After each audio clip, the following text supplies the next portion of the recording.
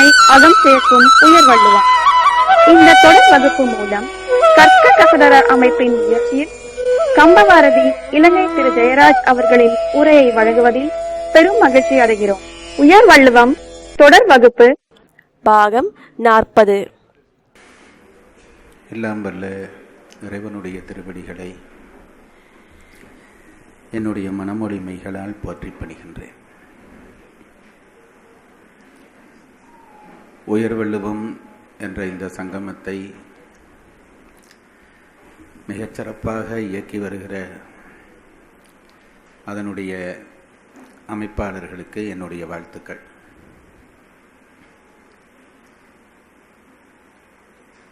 இதை ஒரு வகுப்பாக தொடங்கிய இதை ஒரு கூட்டமாக மாற்றியிருக்கிற உங்கள் எல்லோருக்கும் என்னுடைய நன்றியறிதல்களை தெரிவித்து மகிழ்கிறேன். ஒரு மகிழ்ச்சி ஏற்படுகிறது. 2வது இயல் இன்றைக்கு முற்றுப்பெறப்போகிறது. இன்றோ நாளையோ முற்றுப்பெறப்போகிறது. கடவுளுடைய கருணை இதுவரைக்கும் எங்களோடு தொடர்ந்து வந்ததையிட்டு மகிழ்ச்சி அடைகிறேன். 2வது இயல் முற்றுப்பெறுகிறது என்றால் கடவுளுடைய கருணை நமக்கு கிடைத்திருக்கிறது என்பது ஒரு அர்த்தம். 2வது, நீங்களும் சரியாக படிக்கிறீர்கள், நானும் சரியாக இருக்கிறேன் என்பது 2வது அர்த்தம். இல்லாவிட்டால் இவையெல்லாம் கடவுளாலே குழப்பப்படும். இது என்னுடைய ஒரு பைத்தியக்காரத்தனமான அசாத்தியமான நம்பிக்கை. நாம் தவறு செய்ய தொடங்கிவிட்டால் ஆண்டவன் தடுப்பான், நம் முயற்சியையே தடுப்பான். இதுவரை இந்த முயற்சி தடைபடாமல் நகர்ந்து கொண்டிருக்கிறது என்பது இறைவனுடைய அங்கீகாரம் கிடைத்தமைக்கான ஒரு சான்று என்று நினைத்து உங்களையும் போற்றுகிறேன். இல்லறவியல் நிறைவு அதிகாரம் என்றபடியால் எத்தனையோ தரம் சொன்னதை திரும்ப திரும்ப சொன்னதை சுருக்கமாக சொல்ல வேண்டும் என்று மனம் தூண்டுகிறது. இல்லறம் துறவரம் என்று 2 அறங்களை சேர்த்து அறத்துப்பால் என்று ஒரு பாலை இயற்றுகிறார் திருவள்ளுவர். முன்னாலே பாயிரவியல் என்று ஒரு இயல், நிறைவிலே ஒரு அதிகாரம் ஒரு இயலாக ஊழியல் என்று ஒரு இயல், இவ்வளவும் சேர்ந்தது அறத்துப்பால் என்று ஆகிறது. இந்த அறத்துப்பாலுக்குள்ளே அறத்துப்பாலைத்தான் திருக்குறள் என்று சொல்லுகிறோம். அதை நாம் புரிந்து கொள்ள வேண்டும். பொருட்பால் திருக்குறளுக்குள்ளே உண்டு, காமத்துப்பால் திருக்குறளுக்குள்ளே உண்டு. ஆனால் ஒருவரும் திருவள்ளுவரை பொருள் நூல் என்று சொல்வதில்லை. திருக்குறளை காமநூல் என்று ஒருவரும் சொன்னதில்லை. இந்த 3 பால்கள் இருந்தாலும் எல்லோரும் திருக்குறளை அறநூல் என்று தான் சொல்கிறார்கள். அதில் இருந்து நமக்கு என்ன தெரிகிறது? அப்படியானால் பொருள் இல்லையா காமம் இல்லையா என்றால் 2ம் இருக்கிறது. பொருளிலும் அறம் சொன்னவர், காமத்திலும் அறம் சொன்னவர் என்றபடியால் தான் திருவள்ளுவருடைய நூலுக்கு மொத்தமாக அறநூல் என்று பெயர் வருகிறது. அறத்துப்பாலை முழுமையாக விளங்கிவிட்டோமானால் திருவள்ளுவரை ஓரளவு முழுமையாக விளங்கிவிட்டோம் என்று அர்த்தம். இப்பொழுதெல்லாம் இந்த சுருக்கமாக படிப்பது என்று ஒரு முறை வந்திருக்கிறது. எதையும் திடீர் இட்டலி திடீர் தோசை போல திடீர் படிப்பு. இதுக்கு ஏதாவது வழி இருக்கிறதா என்று கேட்கிறார்கள். ராமாயணம் பற்றி சொல்கிற பொழுது பல பெரியவர்கள் சொல்லுகிற ஒரு செய்தி தான், ராமாயணத்தை ஒருவன் ஒரு ராமாயணம் படித்தவரிடம் கேட்டானாம், எனக்கு ராமாயணம் சொல்ல முடியுமா என்று கேட்டானாம். அந்த பெரியவர் அதற்கு என்ன சொல்லலாம் என்றார். எத்தனை நாளாகும் என்று இவன் கேட்டானாம். கடைசி பாலகாண்டம் சொல்ல ஒரு 3 ஆண்டு ஆகும் என்று அவர் சொன்னாராம். அப்படியெல்லாம் படிக்க எனக்கு நேரம் இல்லை, அதைவிட சுருக்கமாக சொல்ல முடியாதா என்று இவன் கேட்டானாம். மொத்தமாக சேர்ந்து வேணுமானால் 1 ஆண்டிலே 6 காண்டத்தையும் சொல்ல முயற்சிக்கிறேன் என்றாராம். அப்படியும் படிக்க எனக்கு நேரம் இல்லை, இன்னும் சுருக்கமாக சொல்ல முடியாதா என்றால் ஒரு 6 மாதம். அதற்கும் சம்மதிக்கவில்லை. 1 மாதம் இல்லை, 10 நாட்கள் இல்லை. இன்னும் சுருக்கமாக சொல்லுங்கள் என்று கேட்டவுடனே அந்த படித்தவருக்கு கோபம் வந்து விட்டது. உனக்கு என்ன, சுருக்கமாகத்தானே சொல்ல வேண்டும், ஒரு எலுமிச்சம்பழத்தை கொண்டு வா என்று சொல்லி அதை மேலே போட்டு கீழே விழுகிறதுக்குள்ளே ராமாயணம் சொல்லுகிறேன், அந்த சுருக்கம் போதுமா என்று கேட்டாராம். இவனுக்கு ரொம்ப சந்தோஷம். அப்படி கூட சொல்லலாமா, சொல்லுங்கள் என்ற உடனே அவர் அந்த எலுமிச்சம்பழத்தை இப்படி மேலே தூக்கி போட்டு ராமன் பிறந்தான், கீழே விழுகிற பொழுது ராவணன் செத்தான், இவ்வளோ தாண்டா கதை போடான்ட்டார். ராமன் பிறந்தான், ராவணன் செத்தான். படிப்பை விரித்து படிப்பது தான் நல்லது. சுருக்கமாக படிக்க வேண்டும் என்று விரும்புகிறவர்களுக்கு திருக்குறள்லையும் இப்படி ஒரு செய்தி உண்டு. திருக்குறள் முழுவதும் எங்களுக்கு படிக்க இப்போ 2 ஆண்டுகளாக ஒரு 2 இயல் படித்திருக்கிறோம் என்றால் ஒரு சோர்வு வரத்தான் பார்க்கிறது.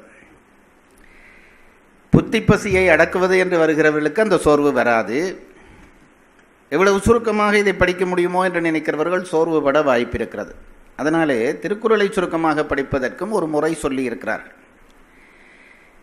3 பாலும் படிக்க உனக்கு நேரம் இல்லையா, அறத்துப்பாலை படித்து விட்டாயா, திருக்குறள் படித்ததற்கு சரி. அறத்துப்பால் முழுவதும் படித்து விட்டால் திருக்குறள் படித்ததுக்கு சரி. அதுதான் மொத்த அடிப்படை, மொத்தத்தினுடைய அடிப்படை அதுதான். பரிமேலழகரே உரை எழுதுகிற பொழுது எழுதுகிறார், அறத்துப்பாலை முன்வைத்து பொருட்பாலை பின்வைத்து காமத்துப்பாலை அதற்கு பின் வைத்ததற்கு காரணம் சொல்லுகிறார். இப்போ எல்லாம் இந்த நவீன ஆராய்ச்சியாளர்கள்லாம் சொல்லுகிறார்கள், காமத்துப்பாலில் இருந்து தான் திருக்குறள் தொடங்க வேண்டும் என்கிறார்கள். காமத்துப்பால் படித்தால் மாணவர்களுக்கு ஒரு இன்ட்ரெஸ்ட் வந்து விடுமா. அப்படி இல்லை. காமத்துப்பாலை முதல் படித்து வர நான் நினைக்கிறேன், நான் இதுவரைக்கும் ஒரு 10 மாணவர் கூட்டத்துக்கு திருக்குறள் சொல்லி இருக்கிறேன். சொல்லியும் இன்னும் சரியாக விளங்க, இன்றைக்கு காலையிலே ஒரு குறளுக்கு பிழையாக என்னை மறந்து உரை சொல்லி கொண்டிருக்கிறேன் என்று நினைத்து எனக்கு 2 நாளைக்கு தூக்கம் வராது. என்னமோ அது பெரியவர்கள் எல்லாம் செய்த பொழுது நம்முடைய உரையாசிரியர்கள் சொன்னார்கள், முக்குண வயத்தால் முறை மறந்து ஒழுகுவர் என்று அதற்கு சமாதானம் சொல்லுகிறார்கள். அப்படி ஒரு துன்பப்பட்டேன். ஆகவே எவ்வளவு படித்தாலும் படிப்பிலே நிறைவு பெறப்போவது என்பது இல்லை. அது 100% உண்மை. எங்கோ ஒரு இடத்திலே நம்மை அறியாமல் வழுக்கி விடுவோம். இந்த திருக்குறளை படிப்பதிலே சுருக்கமான படித்தல் முறை, இந்த 3 ஒழுங்கை என்ன என்று கேட்கிற பொழுது பரிமேலழகர் சொல்லுகிறார், அறத்துப்பாலை படித்தால் இம்மை மறுமை வீடு என்ற 3 பயனும் கிட்டும். பொருட்பாலை படித்தால் இம்மை மறுமை கிடைக்கும். காமத்துப்பாலை படித்தால் இம்மை பயன் மட்டும்தான் கிடைக்கும். ஆகவே வரிசை செய்கிற பொழுது பயன் அதிகம் உள்ளதை முன்னே வைக்க வேண்டும். வரிசை என்ற சொல்லே தமிழினத்தை விட்டு இப்பொழுது மெல்ல மெல்ல போய்விட்டது. இப்பொழுது இருக்கிற வரிசை சினிமா டிக்கெட் எடுக்கிற வரிசை மட்டும்தான். வரிசை என்றால் என்ன என்று நான் உங்களுக்கு பலதரம் சொல்லியிருக்கிறேன். ஏதாவது ஒரு குறிப்பிட்ட பெயரை நிரல்படுத்துகிற பொழுது உயர்ந்ததை முன் சொல்லி உயர்ந்தவர்களை முன்வைத்து அடுத்தவர்களை முன்வைத்து அவர்களுடைய தகுதி அடிப்படையிலே வரிசைப்படுத்துவது என்பதுதான் வரிசை முறை. ராமாயணத்திலே எல்லாம் இதை நான் உங்களுக்கு இதில் பற்றிய செய்திகள் சொல்லி இருக்கிறேன். புலவர்களே வரிசை பற்றி கவலைப்பட்டிருக்கிறார்கள் என்று சங்கப்பாட்டு சொல்லுகிறது. வரிசைக்கிறங்கும் பரிசில் வாழ்க்கை என்று ஒரு சங்கப்புலவன் பாடுகிறான்.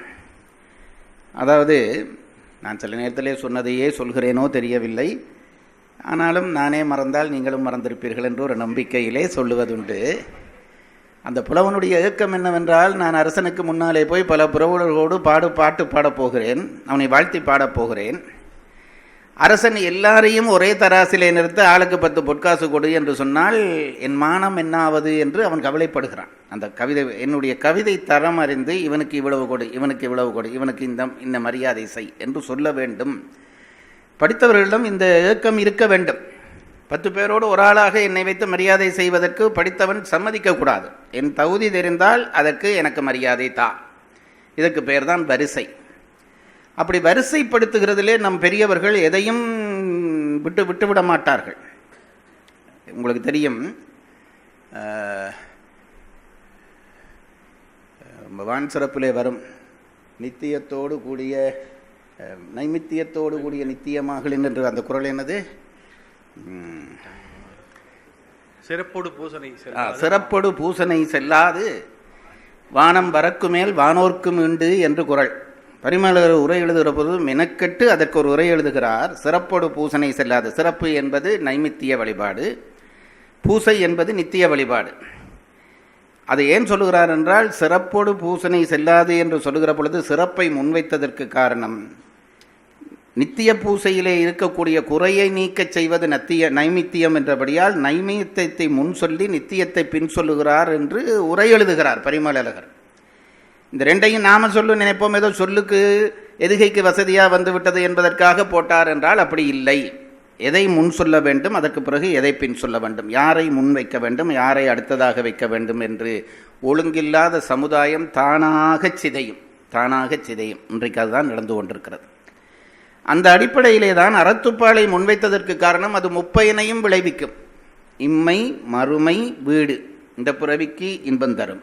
அறத்தின்படி வாழ்ந்தால்தான் இன்பம். அதான் அறத்தால் வருவதே இன்பம்.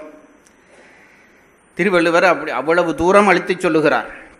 அறத்தால் வந்தால்தான் இன்பம், நிலைத்த இன்பம். மற்றதெல்லாமே இன்பம் பெறலாம். இப்போ களவெடுத்து பணம் எடுத்தால் இன்பம் பெறாதா என்றால் இன்பம் பெறலாம். அந்த இன்பத்துக்கு பின்னாலே துன்ப நிழல் இருந்து கொண்டே இருக்கும். நீங்கள் தப்ப முடியாது. ஒழுக்கை இனத்தாலே ஒரு சந்தோஷப்படுகிறீர்கள் என்று வையுங்கள். அந்த சந்தோஷங்களுக்கு பின்னாலே விழுகிற நிழல் துன்ப நிழலாகத்தான் இருக்கும். நிம்மதியாக அந்த சந்தோஷத்தை நீங்கள் அனுபவிக்க முடியாது. ஆகவே தான் சொல்கிறார் அறத்தால் வருவதே இன்பம். ஆகவே அறம் என்ற ஒன்று இல்லாமல் நீங்கள் இன்பங்களை அனுபவித்தால் கூட அது நிம்மதியான இன்பமாக இருக்காது. ஆகவே அறத்துக்கான முக்கியத்துவம் என்பது நம்முடைய பெரியவர்களாலே, நம்முடைய அறநூலாசிரியர்களாலே, நம்முடைய வேதத்தாலே அது ரொம்ப முக்கியம். இன்றைக்கு நாம் என்ன செய்து விட்டோம் என்றால் இந்த மொழி பிரச்சனையிலே வேதத்தை வெறுக்க பழக்கி விட்டோம் நம் இளைய சந்ததிக்கு. நான் பிராமணன் அல்ல, உங்களுக்கு அதெல்லாம் பலதரம் சொல்லிவிட்டேன். வேதத்திலே எனக்கு ஒன்றும் நான் அதை வச்சு உழைக்கிற ஆளும் இல்லை, உழைக்க போகிற ஆளும் இல்லை. ஆனால் எனக்கு அதை நான் படித்த நூல்களூடாக அதனுடைய பெருமை தெரிகிறது. வேதம் என்பது தான் அத்தனை அறிவு விடயங்களுக்கான மூலத்தை உட்கொண்ட சப்த வடிவம். அதை புரிந்து கொள்ளுங்கள். வேதத்தில் எங்கே சார் கெமிஸ்ட்ரி இருக்குது, வேதத்தில் எங்கே சார் ஃபிசிக்ஸ் இருக்குது, அங்கெங்கே சார் மெடிக்கல் இருக்குது என்று கேட்டால் உனக்கு தெரியாத வகையிலே அது பொதிக்கப்பட்டிருக்கிறது. உனக்கு தெரியாத வகையிலே பொதிக்கப்பட்டிருக்கிறது. இதைத்தான் வேதம் ஆராய்கிறவர்கள் சொல்லுகிறார். கெமிஸ்ட்ரி இருக்கிறதா என்றால் கெமிஸ்ட்ரி இருக்கிறது. எப்படி இருக்கிறது என்றால் ஏதோ ஒரு சப்த நுண்மையாலே அதை விளங்கப்படுத்தி இருக்கிறார்கள்.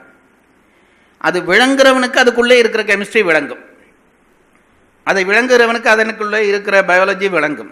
அது விளங்குகிறவனுக்கு அதற்குள்ளே இருக்கிற ஃபிசிக்ஸ் விளங்கும். சப்த ரூபமாக உள்ளடக்கிறது. நாங்களும் தானே சார் வேதம் கேட்கிறோம். அப்படி ஒன்று நமக்கு கேட்கலை என்றால் அது கேட்கிற காது உனக்கு இல்லை. அதனாலே உன் காது கேட்காது. கேட்கிற காது இல்லாதவனுக்கு எப்படி கேட்கும்? அது கேட்காதாகத்தான் இருக்கும். இப்போ நான் அதுக்கு சொல்லுகிற வழக்கமாக சொல்லுகிற உவமையே இதுதான். ஒருவர் பாடுகிறார். ஒரு சங்கீத வித்வான் இருந்து ஆஹா என்ன அழகாக ஹிந்தோளம் பாடுகிறார் என்று சொல்லுகிறார். நமக்கு அது ஓலமாக கேட்கிறதே தவிர ஹிந்தோளமாக கேட்பதில்லை.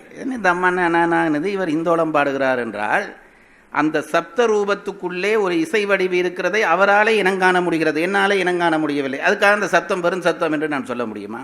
எனக்கு அந்த தகுதி இல்லை. அதுபோல வேத ஓசைக்குள்ளே எல்லா கல்விக்கூறுகளும் எல்லா தர்மக்கூறுகளும் பொதிந்திருக்கின்றன என்று சொன்னவர்கள் சாதாரணமாக இந்த மொழிச்சண்டை பிடித்தவர்களோ அல்லது எங்களை போன்ற அரைகுறை படிப்பாளிகளோ இல்லை. பெரும் நிறைவானவர்கள் சொல்லிவிடுகிறார். வேதம் என்றால் அதுக்குள்ளே எல்லாம் இருக்கிறது. இன்றைக்கு வேதத்தையே வெறுக்க பழக்கி இருக்கிறோம். ஒரு மொழி பிரச்சனையிலே, ஒரு இனப்பிரச்சனையிலே வேதத்தை வெறுக்க பழகிவிட்டோம். ஆகவே அந்த வேத நுட்ப அறங்கள் எல்லாமே வேதத்துக்குள்ளே எல்லாவற்றினுடைய கூறும் இருக்கிறது. அதில் இருக்கக்கூடிய தர்மக்கூறுகளை தனியே எடுத்து பிரித்துத்தான் அதை ஸ்மிருதி என்று வைத்தார்கள். சுருதி வேறு, ஸ்மிருதி வேறு. சுருதி என்றால் வேதம், ஸ்மிருதி என்றால் தர்மசாஸ்திரம். வேத ஓசைக்குள்ளே இருக்கக்கூடிய அந்த நுட்பத்தை கேட்கக்கூடிய செவிவாய்த்த ரிஷிகள். இப்போ ராகத்தை பாட கேட்கக்கூடியவன் அறிஞன் அல்லது ஒரு கலைஞன். மிகப்பெரிய ஞானிகளாக இருக்கக்கூடிய ரிஷிகளுக்கு அந்த சப்தத்துக்குள்ளே இந்த மூலங்கள் எல்லாம் தெரிந்தன. அவனுக்கு தெரிந்தது. இப்போ ராகம் எனக்கு தெரியவில்லை என்பதற்காக அந்த ராகம் அதில் இல்லையா? காத்துக்கு ஒரு வடிவம் சொல்லி அதற்கான அந்த அமைப்பெல்லாம் சொல்லுகிறார்கள். இன்னென்ன ஆரோகணத்தில் இன்னென்ன அவரோகணத்தில் இது வந்தால் இன்ன ராகம் என்று சொல்லுகிறார்களே. எனக்கு இதில் ஒன்றும் விளங்க, அவன் பேசுகிறதே விளங்கவில்லை. அது என்ன சார் ஆரோகணம் அவரோகணம் மண்ணாங்கட்டிங்கிறோம். நமக்கு விளங்கவில்லை என்பதற்காக அது இல்லையா? திருப்பி அவனே பாட சொன்னால் பாடி காட்டுகிறானே, அப்போ அந்த அமைப்பு இருக்கிறது என்று தெரிகிறது, நமக்கு புரியவில்லை. அதுபோல இந்த அறங்களினுடைய மூலங்கள் எல்லாம் வேதத்துக்குள்ளே இருந்தது. நம்முடைய ரிஷிகள் நம்மிலே இறக்கப்பட்டார்கள். இப்படி ரகசியமாக இவை இருந்து விட்டால் எப்படி? இன்றைக்கு அந்த ஐயா பண்ணினது தான் பாமரருக்கு பனிமேலழகர். இந்த இரக்கம் காலாகாலமாக நம்முடைய மூத்தவர்களிடம் அறிஞர்களிடம் இருந்து கொண்டே இருக்கிறது. நான் அதைத்தான் நினைத்து மகிழ்வதுண்டு. நம்முடைய பெரியவர்கள் எல்லாம் தங்களுக்காக படிக்கவில்லை, அல்லது படித்துவிட்டு தாங்கள் திருப்தி கொண்டு இருக்கவில்லை. தான் படித்து ஒரு ருசியை கண்டதும் ஐயோ எனக்கு பின்னுக்கு ஒரு சந்ததி வருமே, அதிடம் இதை கொடுக்க வேண்டுமே என்பது பற்றி அவர்கள் ரொம்ப கவலைப்பட்டிருக்கிறார். அது நான் சொல்வது அந்த கருணைக்கு என்ன பெயர்? இப்போ பாருங்கள், வீட்டில் நீங்கள் பெற்றோர்களாகிவிட்டால் ஒரு நல்ல உணவு கிடைக்கிறது என்று வையுங்கள். எவனாவது ஒரு பெற்றோன் அதை தான் தனியாக விழுங்குவானா? விழுங்கினா அவன் பெற்றோனா? ஒரு துண்டு வாயில் வச்சு அது சுவை தெரிந்த உடனே ஐயோ பிள்ளை வருவானே, அவனல்லவா சாப்பிட வேணும் என்று தான் உண்ட பகுதியை விட பெரும்பகுதியை பிள்ளைக்கு வைப்பார். தாயோ தந்தையோ, அவன்தான் தாய், அவன்தான் தந்தை. தன்னுடைய உணவு, தனக்கு கிடைத்த ஒரு நல்ல உணவை உடனே பிள்ளைக்கு கொடுக்க வேண்டும் என்று நினைப்பது போல நம்முடைய கல்வி மூதாதையர்கள் தாங்கள் ஒரு நல்ல அனுபவத்தை பெற்ற உடனே ஐயோ அடுத்த சந்ததிக்கு இது போய் சேர வேண்டும். திருவள்ளுவர் எங்கே நினைச்சிருக்கிறார் என்றால், இன்றைக்கு சென்னையிலே சேத்துப்பட்டிலே இவர்களும் திருக்குறள் படிக்க வேண்டும் என்று அவர் நினைச்சபடியாக தான் நாங்கள் படிக்கிறோம். இதை மறந்து போகாதீர்கள். அவர் நினைச்சபடியால் தான் நாங்கள் படிக்கிறோம். அவ்வளவு தூரம் ஐயோ இந்த தர்ம செய்தி இப்படியே சந்ததி சந்ததியாக போக வேணுமே என்று அவர்களுடைய உள்ளத்திலே எங்கோ ஒரு புள்ளி இருந்தபடியால் தான் அது இன்று வரையும் வருகிறது. இது இந்த உயர்வள்ளுவத்தினருடைய கட்டித்தனமோ அல்லது வகுப்பு நடத்துகிற என்னுடைய கட்டித்தனமோ இல்லை, திருவள்ளுவன் நினைத்திருக்கிறான். அதனாலே தான் பரிமேலழகன் என்று ஒருவன் வந்து அதை விளக்கம் செய்திருக்கிறான். பரிமேலருக்கு பின்னாலே காலாகாலமாக ஒவ்வொருத்தர் வந்து இதை விளக்கம் செய்கிறார், காலாகாலமாக விளக்கம் செய்கிறார். இந்த கருணை தான் நமக்கு பெரிய விஷயம். அதனாலே வேதத்திலே இருந்து வேதத்துக்குள்ளே அறிவுக்கூறுகளை எல்லாம் இனங்கண்டவுடனே ஞானியர்கள் நினைத்தார்கள் இதை தனியே ஒரு நூலாக பிரிக்க வேண்டும் என்று நினைத்தார்கள். தனியே நூலாக எல்லாருக்கும் வேதத்துக்குள்ளே போய் அதை இனங்காண முடியுமா? முடியாதே என்று தனியே பிரிக்கிற பொழுதுதான் ஸ்மிருதி என்று வைத்தார்கள். தர்ம சாஸ்திரங்கள் இவற்றெல்லாவற்றுக்கும் மூலம் வேதம்தான். அதாவது வேதத்தை எதிர்க்கிறவர்கள் என்னை ரொம்ப எதிர்க்க போகிறார்கள். இருந்தாலும் என்ன ஒரு பிராமணனும் இப்படி சொல்கிறான், இல்லை இவர் தான் சொல்லி கொண்டிருக்கிறார் என்று நீங்கள் நினைப்பீர்கள். எனக்கு என்னவென்றால் இந்த உண்மை நம் தலைமுறைக்கு தெரியாமல் போய்விடுக போகிறதே என்ற கவலையாலே இதை சொல்லுகிறேன். இந்த உண்மை, அதாவது வேதத்துக்குள்ளே இதெல்லாம் இருக்கிறத கண்டோன்னா பிரித்து எடுத்தார்கள். அந்த தர்மசாஸ்திர கூறுகளை மட்டும் பிரித்து இவை தர்மசாஸ்திரங்கள் என்று கொண்டு வந்து சேர்த்தார்கள். ஸ்மிருதி என்று அதற்கு பெயர். அதுக்கும் பல பேருக்கு புரியவில்லை. அதுக்கும் புரிய. இப்போ பாருங்கள், பரிமேலழகர் இறங்கித்தான் உரை எழுதினார். பரிமேல உரை வழங்குறதுக்கு நாங்கள் எத்தனை பாடுபட வேண்டி இருக்கிறது. வடிவேலு செட்டியார் வர வேண்டி இருக்கிறது, கோபாலகிருஷ்ணமாச்சாரியார் வர வேண்டி இருக்கிறது, இவர்களுக்கு பின்னாலே ஜெயராஜ் வர வேண்டி இருக்கிறது. ஆகவே அது புரியவில்லை. தர்மசாஸ்திரம் புரிந்தவர்கள் ஓரளவிலே புரிந்து சித்தி எழுதினார்கள். புரியவில்லை என்ற உடனே இன்னும் இறக்குகிறார்கள். அதை இன்னும் கீழே இறக்கி கொண்டு வருகிற பொழுது அதில் ரெண்டு பிரச்சனை இருக்கிறது பாருங்கள். ஒரு நூலை பாமரர்களுக்காக இறக்குகிற பொழுது அதில் ரொம்ப நுட்பமாக செய்ய வேண்டிய விலை, அது எளிமைப்படுத்த வேண்டும், மலினப்படுத்தக்கூடாது. ஒரு நூலை இறக்குவது என்பது எளிமைப்படுத்த வேண்டுமே தவிர மலினப்படுத்தி விடக்கூடாது. இப்போ இன்றைக்கெல்லாம் இந்த பட்டிமன்றங்கள் போன்றவையெல்லாம் மக்களிடம் கொண்டு போய் சேர்க்கிறோம் என்று மலினப்படுத்துகிறார்கள். எளிமைப்படுத்துவது வேறு, மலினப்படுத்துவது வேறு. நம்முடைய பெரியவர்கள் செய்த வேலை என்னவென்றால் எளிமைப்படுத்தினார்கள். அதை விட அப்படி பதிச்சு அப்போ எளிமைப்படுத்துகிறேன் என்று அந்த மூல சாஸ்திரம் சொல்லுகிற விஷயங்களை கொச்சைப்படுத்தி விடக்கூடாது. அது ரொம்ப முக்கியம். ஆகவே அதுவும் இறைவனால் ஓதப்பட்டதாகிய வேதத்துக்குள்ளே இருக்கிற தர்ம குறிப்புகளை எடுத்துக்கொண்டு தர்மசாஸ்திரத்திலே ரிஷிகள் படைக்கிறார்கள். இதை எடுத்து சொல்ல வேண்டுமானால் அதற்கு ஒரு தகுதி வேண்டும். அந்த தகுதியோடு முழுமையாக தமிழ் மொழியிலே ஒரு பெரிய மகான் தோன்றினார். அவர்தான் நம்முடைய வள்ளுவ பெருந்தகை. அதை மறந்து போகாதீர்கள். அவர்தான் நம்முடைய வள்ளுவ பெருந்தகை. அதனாலே திருக்குறளுக்கு தமிழ் வேதம் என்றே ஒரு பெயர் இருக்கிறது. ஏனென்றால் தமிழிலே ஒருத்தர் செய்கிறார், இன்னொரு மொழியிலிருந்து தமிழில் செய்கிறார், எதுக்கும் விடாமல் அப்படியே கொண்டு வருகிறார். அறம்பொருள் இன்பம் அப்படி முழுவதும் கொண்டு வந்து அதனூடாக வீடும் சொல்லி நிறைவுபடுத்துகிறார். ஆகவே இந்த நூலிலே எந்த பகுதியை சுருக்கமாக படிக்கலாம் என்று கேட்டால் அறத்துப்பால் படித்தால் போதும். அறத்துப்பால் படித்தால் போதும். ஏன் அறத்துப்பாலை முன்வைத்தார்கள் என்றால் 3 பயன், இம்மை பயன், மறுமை பயன், வீட்டு பயன், 3ம் தரும். அடுத்தது பொருட்பாலுக்கிடம் ஏன் என்று கேட்டால் காரணம் இதுதான், அது இம்மை மறுமை பயன் தரும், வீட்டு பயனை பொருள் தராது. காமத்துப்பால் மறுமை பயனையும் தராது, இம்மையிலே சுகம் தரும். அப்போ இந்த வரிசைப்படி தான் அவர்கள் அடுக்கினார்கள். ஆகவே 3ம் உள்ளதாகிய, மற்றது மறுமை பயன் தரப்போகிறது, அடுத்தது தனியே இம்மை பயன் தரப்போகிறது. இது 3ம் தருகிறது என்றால் அது 2ம் இந்த 3க்குள்ளே அடக்கம் என்று அர்த்தம். நான் சொல்வது உங்களுக்கு புரிகிறதா? பொருட்பாலிலே 2 பயன், காமத்துப்பாலிலே 1 பயன், அறத்துப்பாலிலே 3 பயன் என்றால் மற்ற 2 பயனும் கூட இங்கே இருக்கிறது. ஆகவே அறத்துப்பாலை படித்து விட்டால் திருக்குறள் முழுமையான படித்த திருப்தி வரும். ஆகவே அறத்துப்பாலை படியுங்கள். கேட்க வந்தவன் சொன்னான், சார் அதுக்கு எனக்கு நேரம் போதாது, அறத்துப்பாலை படிக்க இன்னும் கொஞ்சம் சுருக்கமாக படிக்கிறதுக்கு வழி சொல்லுங்கள். தயவு செய்து இதை கேட்டுவிட்டு நீங்கள் நாளைக்கு இப்படி இதை கேட்கப்படாது.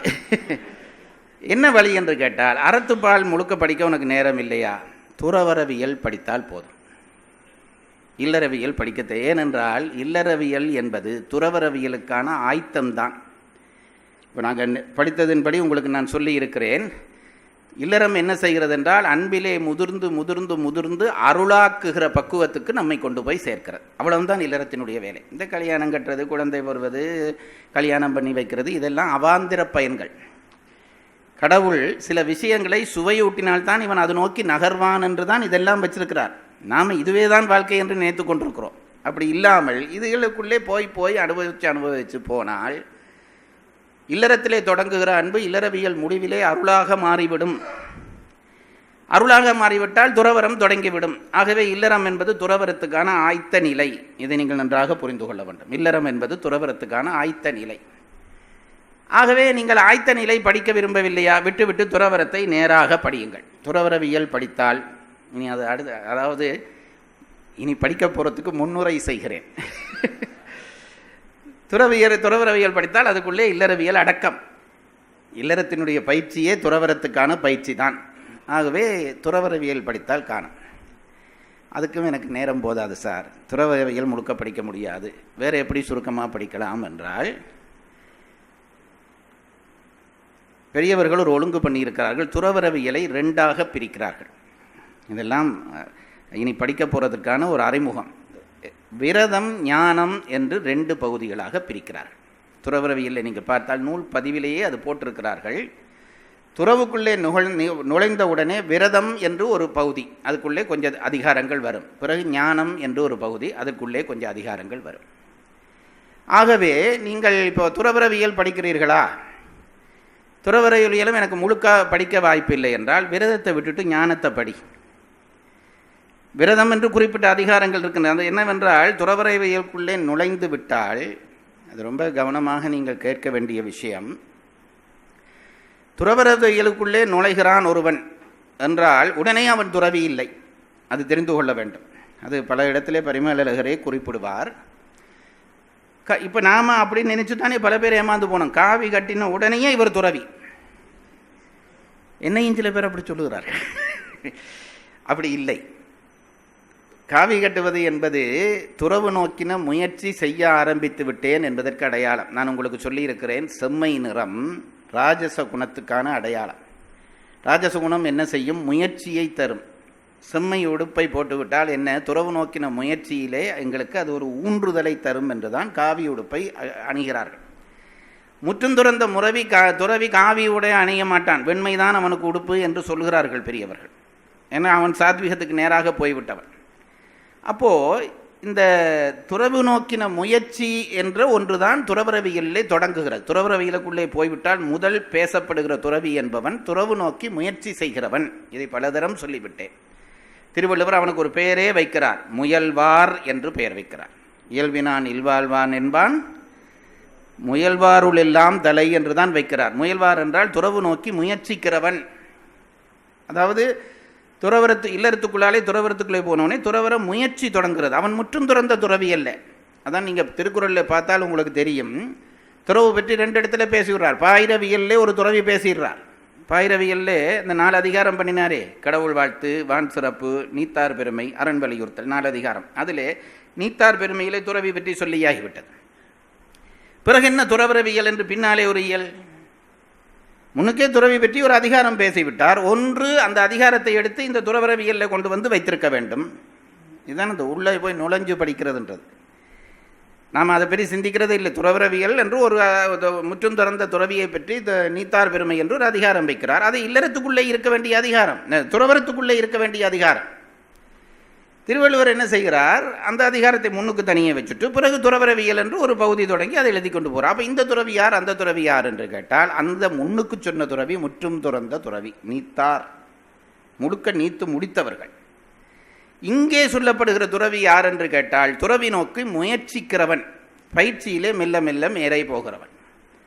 அதேன் இல்லறவியல் முடிகிற பொழுது அது வைக்க வேண்டும் என்பதற்கான தொடர்பு நான் இப்போ இதை படித்து முடித்தோன்னு சொல்லுவேன், படிக்கிற பொழுது சொல்லுவேன்.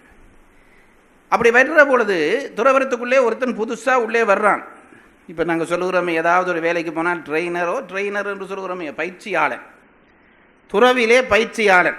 இந்த திடீரென்று சட்டை போடுகிறவர்கள், நான் யாரையும் குறையாக சொல்லக்கூடாது. இப்போ நியமிக்கப்பட்ட துறவிகள் இருக்கிறார்களே, இந்த இடத்திலே அடுத்ததாக இன்னாரை நியமிக்கிறேன் என்றால் அவர் பயிற்சியாளர். அவரை நம்பி ரொம்ப கிட்ட போகக்கூடாது. கிட்ட போய் நீங்களும் கிட்ட அவரையும் கெடுக்கப்படாது. இது எப்பொழுதும் நான் சொல்கிற உண்மை. அவர் பயிற்சியாளர். பயிற்சியாளருக்கான வேலைகளை கொஞ்சம் கொஞ்சமாக கொடுக்க வேண்டும். அவர் அந்த பயிற்சியிலே முதிரும் வரைக்கும் முதிர பண்ண வேணும். அவரை முதிர பண்ணுவதற்காகத்தான் விரதம் என்று ஒரு பகுதியை துறவரவியலிலே வைக்கிறார்.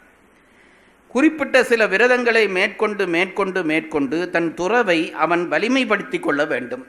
அதுதான் துறவு. அப்படி வலிமைப்படுத்திக் கொள்வதற்கான விரதங்கள் பல. அதிலே தேர்ந்தெடுக்கப்பட்ட சில விரதங்களை பற்றி சொல்லுகிறார். அவைதான் அந்த விரதம் என்ற பகுதிக்குள்ளே இருக்கிற அதிகாரங்கள். அங்கேதான் கொல்லாமை வரும். கவனித்துக் கொள்ளுங்கள். இதெல்லாம் திருக்குறளை படிக்கிறதுங்கிறது வேற, அதை விளங்குறதுங்கிறது வேற. கொல்லாமை என்ற அதிகாரத்தை திருவள்ளுவர் எங்கே கொண்டு வந்து வைக்கிறார்னா துறவரவியல் விரதத்துக்குள்ளே வைக்கிறார். அப்படி என்றால் என்ன தெரிகிறது? அது இல்லறத்தானுக்கு கட்டாய தர்மம் இல்லை. அது புரிந்து கொள்ள வேண்டும். துறவிக்கு அது கட்டாய தர்மம். கட்டாய தர்மம். அவன் கொலைக்கு இடம் இருக்கிறவனுக்கு துறவிக்கும் அவனுக்கும் தொடர்பே இல்லை. ஏனென்றால் துறவினுடைய இயல்பே அருள். அதை புரிந்து கொள்ளும். துறவுக்கு இயல்பே அருள். இல்லறத்தானுக்கு முன்னுக்குமே அதற்கான லட்சணத்தை வைப்பார், அன்புடைமை. துறவிக்கு லட்சணத்தை வைக்கிறார், அருளுடைமை. அன்புடைமை. எவனாவது ஒருவன் தன் பிள்ளையை வெட்டி தின்பானா? எனக்கு பசிக்கிறது என்பதற்காக பிள்ளையை அடித்து தின்பானா? ஒருத்தன் தின்னமாட்டான் அல்லவா? அன்புடைமை அதை விடாது. அருளுடைமை என்றால் என்னவென்றால், உன் பிள்ளையிலே நீ செய்கிற அன்பை உலகம் முழுவதும் செய்ய ஆரம்பிக்கிறாய். சர்வே ஜனாம் சுயினோ பவந்து. எல்லா உலகமும் நன்றாக இருக்க வேண்டும் என்று சொல்லுகிற வார்த்தை ஒரு அருளுடையவன் வாயிலே இருந்து வர முடியுமே தவிர மற்றபடி சும்மா பாடமாக்கி நாம திருக்குறள் சொல்கிற மாதிரி சில ஐயர்மார் சொல்லி கொண்டிருக்கிறார்கள். சர்வே ஜனாம் சுயினோ பவந்து. இன்னொரு மந்திரம் சொல்வார்கள், லோகா சமஸ்தா சுயினோ பவந்து. எல்லாரும் நன்றாக இருக்கட்டும். இது சும்மா வர்ற வார்த்தை இல்லை. வாயிலிருந்து எல்லாருக்கும் வரலாம். நெஞ்சில இருந்து வர்றதா இருந்தால் அருள் பிறக்க வேண்டும். அருள் பிறக்க வேண்டாம், அன்பிலே முதிர்ச்சி அடைய வேண்டும். ஆகவே துறவிக்கு லட்சணமே அது 2வது அதிகாரமும் அதில் சொல்லுவார். துறவுக்கு அடுத்ததாக சொல்வார் அருளுடைமை. அருள் இருக்க வேண்டும். அருள் என்பது எல்லாரையும் நேசித்தல். எல்லாரையும் நேசிக்கிற துறவி எப்படி ஒரு உயிரை கொல்ல முடியும்? எல்லாரையும் நேசிக்கிற துறவி ஒரு உயிரை கொல்ல முடியாது. ஆகவே அவனுக்கு உயிர்கொலை என்ற பேச்சுக்கே இடமில்லை. அப்படியானால் உடனே எங்களில் கொஞ்சம் பேருக்கு சந்தோஷம். அப்போ இல்லறத்தாரை சாப்பிடத்தான் சொல்லி இருக்கிறார். அப்படி இல்லை. அது நோக்கி நகருகிற பொழுது உன்னை நீ சுத்தப்படுத்திக்கொள். 8ஆம் வகுப்பு பையன் 10ஆம் வகுப்பு பேப்பர் எழுதினால் அவன் கெட்டிக்காரன் என்று அர்த்தம். நான் சொல்லுகிறது 8வது வகுப்பு பையன் இருக்கிறவன் 10ஆம் வகுப்பு பையன் பேப்பர் எழுதினால் நல்லது. 10ஆம் வகுப்பு பையன் 10ஆம் வகுப்பு பேப்பர் எழுத முடியாட்டி தீமை. துறவிக்கு போனவன் அருள் செய்ய முடியாவிட்டால் குற்றம். இல்லறத்தான் அருள் செய்யாவிட்டால் குற்றம் இல்லை, செய்தால் அவனுக்கு தகுதி. இந்த பிரித்து இவர் இதெல்லாம் வச்சிருக்கிற அழகை பார்த்து அது தனியே ஐயா ராஜேந்திரன் ஐயா அதுக்கு ஒரு தனி புத்தகம் எழுதலாம். எல்லாம் எதை எங்கே வைப்பது. இங்கே நான் காலையில் உங்களுக்கு சொன்னேனே, ஆசைக்கும் பற்றுக்கும் உள்ள வித்தியாசம். யாரோ கேள்வி கேட்ட பொழுது பதில் சொன்னேன். ஆசைக்கும் பற்றுக்கும் உள்ள வித்தியாசம் என்றால் எனக்கு உரியதான விஷயத்தில் நான் விருப்பப்படுதல் பற்று. எனக்கு உரியது ஒன்று இல்லாத விஷயத்தில் நான் விருப்பப்படுதல் ஆசை. இப்போ என்னுடைய பொருள் இது, எனக்கு வைக்கப்பட்ட பிஸ்கெட், இதை நான் சாப்பிடலாம். இதுக்கு பெயர் பற்று. இதில் நான் வைக்கிறதுக்கு உங்களுக்கு யாராவது ஒரு பிஸ்கெட் கொடுத்து இதை பறித்து சாப்பிடலாமான்னு நான் நினைச்சால் அது ஆசை. இல்லறத்தானுக்கு பற்று குற்றம் இல்லை, ஆசை குற்றம். இல்லறத்தானுக்கு பற்று குற்றம் இல்லை, பற்று வைப்பதிலே குற்றம் இல்லை. மனைவி மக்களிலே பற்று வைக்காமல் இல்லறம் நடக்க முடியாது. ஆகவே இல்லறத்தானுக்கு பற்று என்பது குற்றம் இல்லை. ஆனால் ஆசை வைத்தாலானால் அது பெரிய குற்றமாக மாறும். துறவிக்கோ ஆசையும் குற்றம், பற்றும் குற்றம். என் மனைவி மேலே நான் பற்று வைத்திருக்கிறேன் என்று ஒரு இல்லறத்தான் சொன்னால் குற்றம் இல்லை. துறவி நான் மனைவி மேலே பற்று வைத்திருக்கிறேன் என்று சொன்னால் குற்றம். அவருக்கு பற்றுக்குன்னு லைசன்ஸ் கிடையாது. இவனுக்கு பற்றுக்கு லைசன்ஸ் இருக்குது, ஆசைக்கு லைசன்ஸ் கிடையாது. துறவிக்கு பற்றுக்குன்னு லைசன்ஸ் இல்லை, ஆசைக்கு லைசன்ஸ் இல்லை. அவர் இது ரெண்டையும் விட்டால்தான் துறவி. இந்த பிரிவுகள் எல்லாம் செய்து கொண்டு வருகிற பொழுது விரதம் என்ற ஒரு பகுதியை முன்னே வைத்து அதுக்கு பின்னாலே ஞானம் என்ற ஒரு பகுதி வைக்கிறார். அப்போ நான் திரும்பி சொல்கிறேன் பாருங்கள், 3 பால் இருக்கிறது, படிக்க நேரம் இல்லை, அறத்துப்பாலை படி, சரி அதுக்கும் படிக்க நேரம் இல்லை. அறத்துப்பாலிலே 2 பகுதி, பெரிய பகுதி இல்லறவியல் துறவரவியல், இல்லறத்தை விட்டுட்டு துறவரவியலை படி, அதுக்கும் எனக்கு நேரம் இல்லை. துறவரவியலை 2 பெரும் பகுதியாக பிரிக்கிறார்கள், விரதம் ஞானம் என்று. உனக்கு விரதம் படிக்க வசதி இல்லையா, ஞானத்தை படி. ஞானத்திலே 4 அதிகாரம். நான் நினைக்கிறது உண்டு பாருங்க, எனக்கு சொல்ல சொல்ல எனக்கு நெஞ்சு உருகுகிறது. இதுக்கு மேலே ஒரு நூல் செய்ய உலகத்தில் ஒருத்தன் தோன்ற சான்ஸே இல்லை பாருங்க. இதுவரையும் தோன்றினதும் இல்லை, இனி தோன்றவும் மாட்டான். நான் பயம் இல்லாமல் சத்தியம் பண்ண என்னாலே முடியும். ஏன்னா இது மனித முயற்சியே இல்லை பாருங்க. ஏதோ சினிமா படத்தில் சொல்லுவார், இந்த காதல் இது மனித காதல் இல்லை, அந்த மாதிரி இது மனித நூலே இல்லை, இது கடவுள் செய்த நூல். அதனாலே வள்ளுவரை சொல்லுகிற பொழுது பல பெரிய உரையாசிரியர்கள் வள்ளுவ கடவுளார் என்றே எழுதுவார்கள். வள்ளுவ கடவுளார் என்று தான் எழுதுவார்கள். அவன் கடவுள் தான். அப்படி இல்லாட்டி இப்படி ஒரு நூல் எப்படி செய்ய முடியும்? 4 அதிகாரம் ஞானத்திலே கொண்டு வந்து வைத்தார். ஞானத்திலே வைத்த 4 அதிகாரம் என்னவென்று கேட்டால், முதல் அதிகாரம் நிலையாமை. இங்கே பாருங்க, துறவரவியலுடைய சாறு பிழிஞ்சு கொண்டு வந்து அங்கே வச்சிருக்கிறார் ஞானம் என்று. மொத்தமாக மனிதன் பிறந்ததனுடைய நோக்கம் என்ன? கடவுளை அடைவதல். எங்கள் ஊரில் ஆர்மனாவலர் என்று ஒரு பெரிய அறிஞர் எழுதியிருக்கிறார், மனிதன் பிறந்ததனுடைய நோக்கம் கடவுளை அடைதல். இப்போ வேறு நோக்கம் என்று பல பேர் சொல்லுகிறோம். ஆனால் எல்லா நோக்கத்துக்குள்ளாலையும் கடைசியாக அதுக்கு தான் போக வேண்டி விழும். அடி விழ நெளிவெடுபடும். அப்போது இந்த கடவுளை நோக்கி நகருகிற பாதையிலே இப்போ அது நோக்கி தான் போகிற பொழுது இல்லறத்துக்குள்ளாக துறவரத்துக்குள்ளே போய்விட்டோம். விரதம் முடிஞ்சு ஞானத்துக்கு வந்தால் ஞானத்திலே 4 அதிகாரம் என்னவென்றால், முதல் அதிகாரம் நிலையாமை. அதாவது வாழ்க்கையிலே என்னென்னத்துக்கோ ஆசைப்படுகிறோம். அந்த கார் வாங்க வேண்டும், இந்த கார் வாங்க வேணும், அந்த வீடு வாங்க வேணும், அது பண்ண வேணும், அமெரிக்கா போகணும், லண்டன் போகணும், எல்லாம் ஆசைப்பட்டு ஒரு குறிப்பிட்ட பருவம் வருகிற பொழுது இந்த ஆசையெல்லாம் கற்பனை என்பது தெரிய வரும். அது ரொம்ப அதிசயமான விஷயம் பாருங்க. அது இங்கே உள்ள என் வயதொத்தவர்களுக்கு அல்லது என்னை விட கூடினவர்களுக்கு புரியும். இளமையாக இருக்கிற உங்களுக்கு புரிய வாய்ப்பில்லை. இளமையாக இருக்கிற பொழுது வாழ்க்கை எங்கள் கைவசம் என்று நீங்கள் நினைப்பீர்கள்.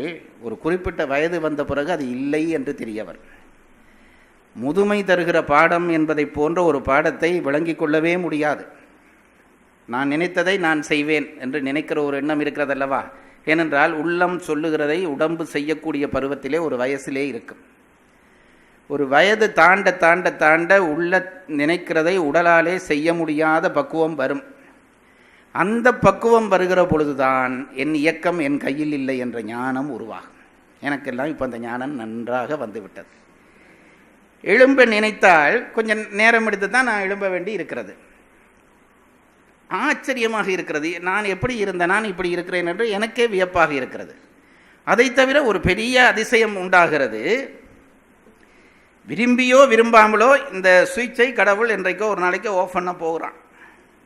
இந்த எந்திரத்தை ஒரு நாளைக்கு நிறுத்த போகிறான். அதை நோக்கி நான் நகர்ந்து கொண்டிருக்கிறேன், கிட்ட வர்றேன் என்று தெரிந்தவுடனே ஒரு பிரமிப்பு. நாம் அதை செய்வேன், இதை செய்வேன், அதை பிடுங்குவேன் என்று எத்தனையோ பேசி கொண்டிருந்தவர்கள் இனி ஒரு இடத்திலே என்னிடம் வெறுமையாக்கப்படும் என்று நினைக்கிற பொழுதே ஒரு பிரமிப்பு வருகிறது. அதை எப்படி எதிர்கொள்ளப் போகிறேன்?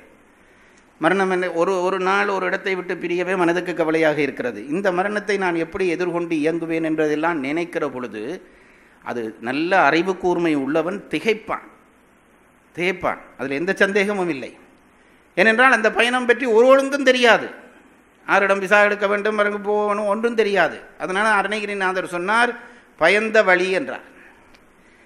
அதாவது மற்ற வழிகள், ஒரு பாதையை பற்றி ஏதாவது விவரம் தெரிந்தால் அதுக்கான ஆயத்தத்தோடு போகலாம். இந்த பாதை போக வேணுமென்றது மட்டும் சர்வ நிச்சயம். இந்த கடவுளுடைய கொடுமையை பாருங்கள். கட்டாயம் அனுப்ப போகிறான். ஒரு கொஞ்சம் ஏதாவது டிப்ஸ் தர வேண்டாமா? ஒன்றும் தெரியாது. பயந்த வழி.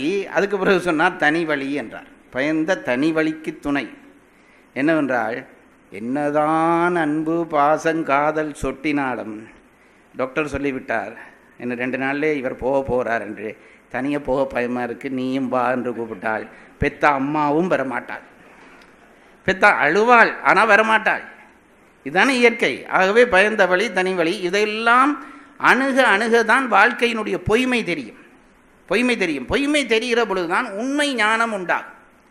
அதனாலே தான் திருவள்ளுவர் ஞானம் என்ற அந்த பகுதிக்குள்ளே வந்தோட முதல் அதிகாரமாக நிலையாமையை வைத்தார். நிலையாமை தெரிஞ்ச உடனே ஞானம் உண்டாகும். துறவு என்பது என்னவென்று கேட்டால் துறப்பது, அவ்வளோதான் துறவு. எப்போ நாம் துறப்போம் என்றால் சும்மா நான் துறந்துட்டேன்லாம் பச்சை பொய் பாருங்க, ஒன்றும் பொய் இல்லை. நான் அதை துறந்தேன், அதெல்லாம் உள்ளுக்கு புதைச்சி வச்சிருக்கிறாய், அது அப்பப்போ கிளம்பும். துறந்து விட்டேன்னு நான் எப்போ துறக்க முடியும் என்று கேட்டால், எது எனக்கு பயன்படாது, எது நிலையாத பொருள் என்று ஒரு பொருளை தெரிந்து விட்டால் துறந்து விடுவேன். எனக்கு இப்போ ஒரு ஷர்ட், இது நல்ல ஷர்ட்டுன்ட்டு நான் வைத்திருக்கிறேன், இது கிழிய ஆரம்பித்து விட்டால் பிச்சைக்காரனுக்கு கொடுத்து விடுவேன். கொடுக்குற பொழுது கவலை இல்லாமல் கொடுக்க முடியும், என்ன கிழிஞ்சு போச்சு. அப்போ துறவு என்பது நிலை, ஒரு பொருள் நிலையில்லாதது என்று தெரிந்தால்தான் துறக்க முடியும். அப்போ ஞானத்துக்கு வந்தோன்னே முதல் அதிகாரம் வைத்தார், நிலையாமை என்று ஒரு அதிகாரம்.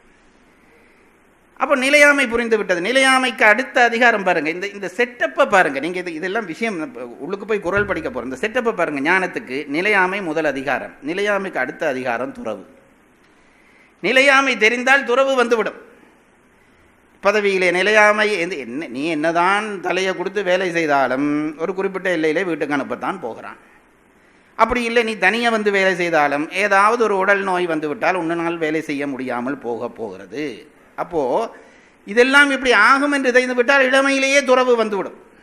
நமக்கு தெரியாதபடியாக தான் ரொம்ப தூரத்தில் போய் லேட்டாக இந்த துறவு பற்றி அனுபவிக்கிறோம். நிலையாமை தெரிந்தால் அடுத்தது துறவு. ஆகவே 2வது அதிகாரம் துறவு.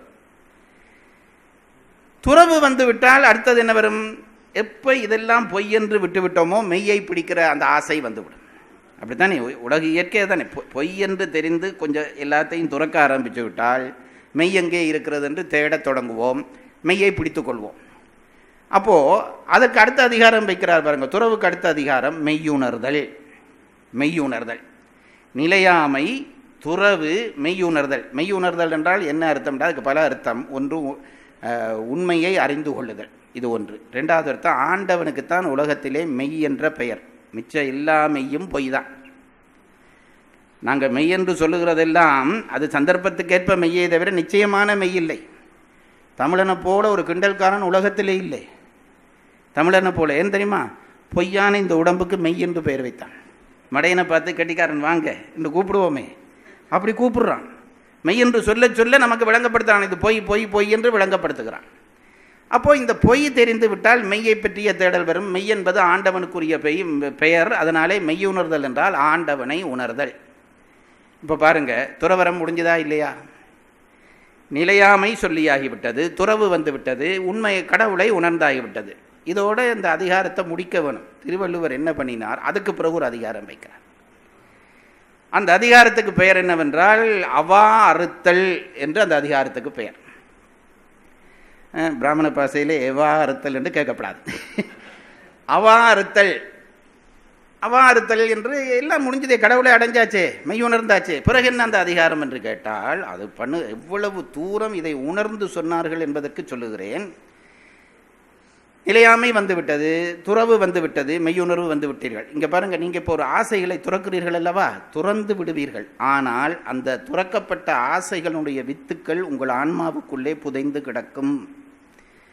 இதை கண்டுபிடிச்சு சொல்லுற ஒரு நூல் இருக்க முடியுமா? துறவி என்று சொல்கிறோமே, துறவியிடமும் அவன் துறந்திருப்பான், துறந்து பயிற்சியும் பண்ணியிருப்பான். ஆனால் அந்த துறக்கப்பட்ட பொருள்கள் மேலான ஆசை என்பது அங்கே ஓரோ வழி, பரிமளர் எழுதுவார், ஓரோ வழி உள்ளிருக்கும், அங்கங்கே நெஞ்சுக்குள்ளே புதைச்சு கிடக்கும். என்னாகும் என்று கேட்டால் சில நெல் விதைகள் அங்கங்கே விழுந்து கிடக்கும், மழை வந்தோன்னே டக்குண்டு முளைக்கும். அதுபோல அவரவர் மனதுக்குள்ளே துறக்கப்பட்ட அந்த துறந்த விஷயங்கள் மீதான பற்றுதல் என்பது விதையாக கிடக்கும். சூழ்நிலை அமைந்து விட்டால் அது முளைச்சிடும். அப்போ துறவி கல்யாணம் பண்ணிடுவான். நான் சொல்கிறது உங்களுக்கு புரியுதுங்களா? அதுதான் இந்த துறவிகள் பிழை செய்கிறார்கள்ன்றோன்னே நாம் உடனே துறவிகளை தூற்றுவது. துறவியும் பிழை செய்ய வாய்ப்பு இருக்கு என்பதை முன்னமே விளங்கி சொன்னவர்கள் நம் பெரியவர்கள். ஏனென்றால் வித்து இருக்கிறது, வித்து அழிக்க வேணும். விதை அளிக்காவிட்டால் சந்தர்ப்பம் வந்து, அதான் விஸ்வாமித்திரர் மேனையை கண்டோன மயங்கினார்னா அது எப்பேற்பட்ட மனுஷன். இப்போ நாம் பேசுகிற இந்த கள்ளச்சாமியெல்லாம் விட்டுருங்க. அவர் காயத்ரி மந்திரம் தந்த ஞானி. அந்த ஆளுக்கே அந்த திடீரென்று அந்த ஆசை வந்து விட்டது. ஆசை வந்து விட்டது என்னென்றால் அந்த வித்து உள்ளே இருந்திருக்கிறது. அவன் அரசு, அவன் ராஜரிஷி அல்லவா. அது அந்த சூழ்நிலை வந்தால் அது கிளம்பிடும். அதுக்கு என்ன வழி அப்படி என்றால் என்று கேட்டால் அதை பற்றி சொல்வதற்கு ஒரு அதிகாரம். அவா அறுத்தல். மனதுக்குள்ளே வித்தையும் அடித்து விட்டால்தான் பிறகு உண்மையான வீடு கிடைக்கும். சுந்தரமூர்த்தி நாயனார் கைலாயத்துக்கு போயிட்டார். எவ்வளவு கஷ்ட பயணமாக இருந்திருக்கு யோசிச்சு பாருங்க. எத்தனை பிறவி எடுத்திருப்பார், எத்தனை பக்குவப்பட்டிருப்பார். அப்படியே மெல்ல மெல்ல உயர்ந்து உயர்ந்து உயர்ந்து கைலாயத்திலே போய் இருந்த ஆளுக்கு அங்கே 2 பொம்பளையில கண்டோன்னா ஆசை வந்துட்டுது. அதானே பெரிய புராண கதை. மற்ற சமயங்களிலே நம் அடியார்களை இழிவுபடுத்தி இப்படி கதைகளை சொல்லவே மாட்டார்கள். நம் சமயத்துக்கு இருக்கிற பெருமை என்னவென்றால் உண்மை மற்றவனுக்கு விளங்க வேணும். அதுக்காக இப்படி கதையும் வைக்க வேணும். சுந்தரமூர்த்தினாரே எப்பேற்பட்ட ஆள். அங்கே 2 பேரை பார்த்தோன்னே சிவருமன் சொன்னார், இனி உனக்கு இங்கே இடம் இல்லை, அது நீ பயிர் விளைச்சுட்டே, அதை அறுத்துட்டு வா, திரும்பி போன்று அனுப்பினார். அப்போது இதை நாம் புரிந்து கொள்வதற்காக இது எத்தனையோ கதை நம் சமயத்திலே சொல்லியிருக்கிறார்கள். ஆகவே அந்த ஆசையினுடைய வித்து அவிபட்டால்தான் உண்மையான ஞானம் உதிக்கும் என்றதற்காக நிலையாமை சொல்லி, துறவு சொல்லி, மெய்யுணர்தல் சொல்லி, அதற்கு பிறகு அவாறுத்தல் என்று ஒரு அதிகாரம் வைக்கிறார். அந்த எல்லையிலே தான் துறவு முடிகிறது. இந்த 4 அதிகாரத்துக்கு ஞானம் என்று பெயர். திருக்குறளை முப்பாலும் படிக்க விருப்பம் இல்லாதவன் அறத்துப்பால் படிக்கலாம். அறத்துப்பாலும் முழுக்க படிக்க விருப்பம் இல்லாதவன் துறவரவியல் படிக்கலாம். துறவரவியலும் முழுக்க படிக்க விருப்பம் இல்லாதவன் ஞானம் என்ற பகுதியிலே 4 அதிகாரத்தை படித்துவிட்டால் திருக்குறள் முழுவதும் படித்தது ஆகும். ஆகவே அந்த 4 அதிகாரத்தை இனித்தான் நாங்கள் படிக்கப் போகிறோம் என்றபடியால் நீங்கள் இனி வருகிற வகுப்புகளை தவறாமல் கலந்து கொள்ள வேண்டும் என்று கேட்டுக்கொள்கிறேன். இது ஒரு விளம்பர உத்தி. இப்படி பண்ணினால் இது வரும் என்றால் அதை கட்டாயம் படிப்பீர்கள் என்பதற்காக சொல்லுகிறேன். அந்த துறவரவியலுக்குள்ளே நுழையப் போகிறோம். அதனுடைய வாசலிலே இல்லறவியலினுடைய கடைப்பகுதியிலே வந்து நிற்கிற அதிகாரம்தான் புகழ் என்கின்ற இந்த அதிகாரம். அதை புரிந்து கொள்ளுங்கள். புகழ் என்பதே ஒரு பற்று இல்லையா என்று கேட்டால் அது புகழை தேடுகிறவனுக்கு பற்று. புகழ் என்பது தேடப்படுகிற ஒரு பொருள் அல்ல, அது வரவேண்டிய பொருள், தானாக வரவேண்டிய பொருள். தேடினால் அது தூரப் போய்கொண்டே இருக்கும். தேடாதவனுடைய காலடியிலே வந்து அது நிற்கும். இன்றைக்கு எல்லாரும் என்ன செய்கிறார்கள்? புகழை சுருக்க வழியிலே தேடுகிறார்கள். நான் திடீர் இட்லி திடீர் தோசை தான் இப்போ எல்லாமே. புகழை சுருக்கமாக அடைவதற்கு என்ன வழி? பேப்பரில் ஒரு விளம்பரம் போட்டு விட்டால் இப்போ அதனால் சில பேர் மரண அறிவித்தல்லையாவது பெரிய படமாக போடுன்றான். தன்னை உலகத்துக்கு தெரிய வேண்டும். அதற்கு இதெல்லாம் பிழையான வழி. சரியான வழி, இதுவரை நாங்கள் அறத்துப்பாலிலே படித்த ஒழுங்குகளை நீ கடைப்பிடித்து கொண்டு வந்தால் புகழ் என்பது உன் வீட்டு வாசலை தேடி வந்து நிற்கும். நாங்கள் படித்தோமே ஏதோ ஒரு குறள், ஆக்கம் அதர் வினாய் செல்லும் என்று ஒரு குறள் படித்தோம். அதாவது மகாலட்சுமி அட்ரஸை கையில் வச்சுக்கொண்டு தேடி தேடி திரிவாளாம். இன்னார் அட்ரஸ் எங்கே, இந்த அட்ரஸ்காரன் எங்கே இருக்கிறான்னு. ஆக்கம் என்பது செல்வம், செல்வம் என்றால் லட்சுமி. அதர் விநாயகன் அட்ரஸை தேடி திரியுமா திருவள்ளுவர். திருவள்ளுவரை அவர் அறமும் சொல்லுகிறார், கவிதையும் சொல்லுகிறார் என்பதற்கு இந்த குறள் எல்லாம் ஒரு சான்று. மகாலட்சுமி அட்ரஸ் தேடி திரிவாளாம். யாரிடம் என்று சொன்னால் இன்னாரிடம் என்று அந்த குறளை கொண்டு வந்து முடிப்பார். அதுபோல புகழ் உங்களை தேடி வர வேண்டும், நீங்கள் தேடி போகப்படாது. தேடி போனால் வெறுப்பு தான் வரும். அது உலகியல்லே அது உண்டு பாருங்க. ஒரு ஆடவன் பெண்ணை தேடி போனால் பெண் அவனை அதிகம் விரும்ப மாட்டாள்.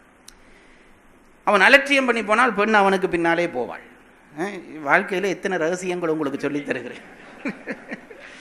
சில பேர் பின்னால் முன்னால் அவனில் அருவருப்பு தான் வரும். அவனுடைய கம்பீரம்தான் அவளை ஈர்க்க வேண்டும். அதுபோல புகழையும் நீங்கள் தேடி தேடி போனால் புகழ் உங்களை விட்டு தூர தூர போய்கொண்டிருக்கும்.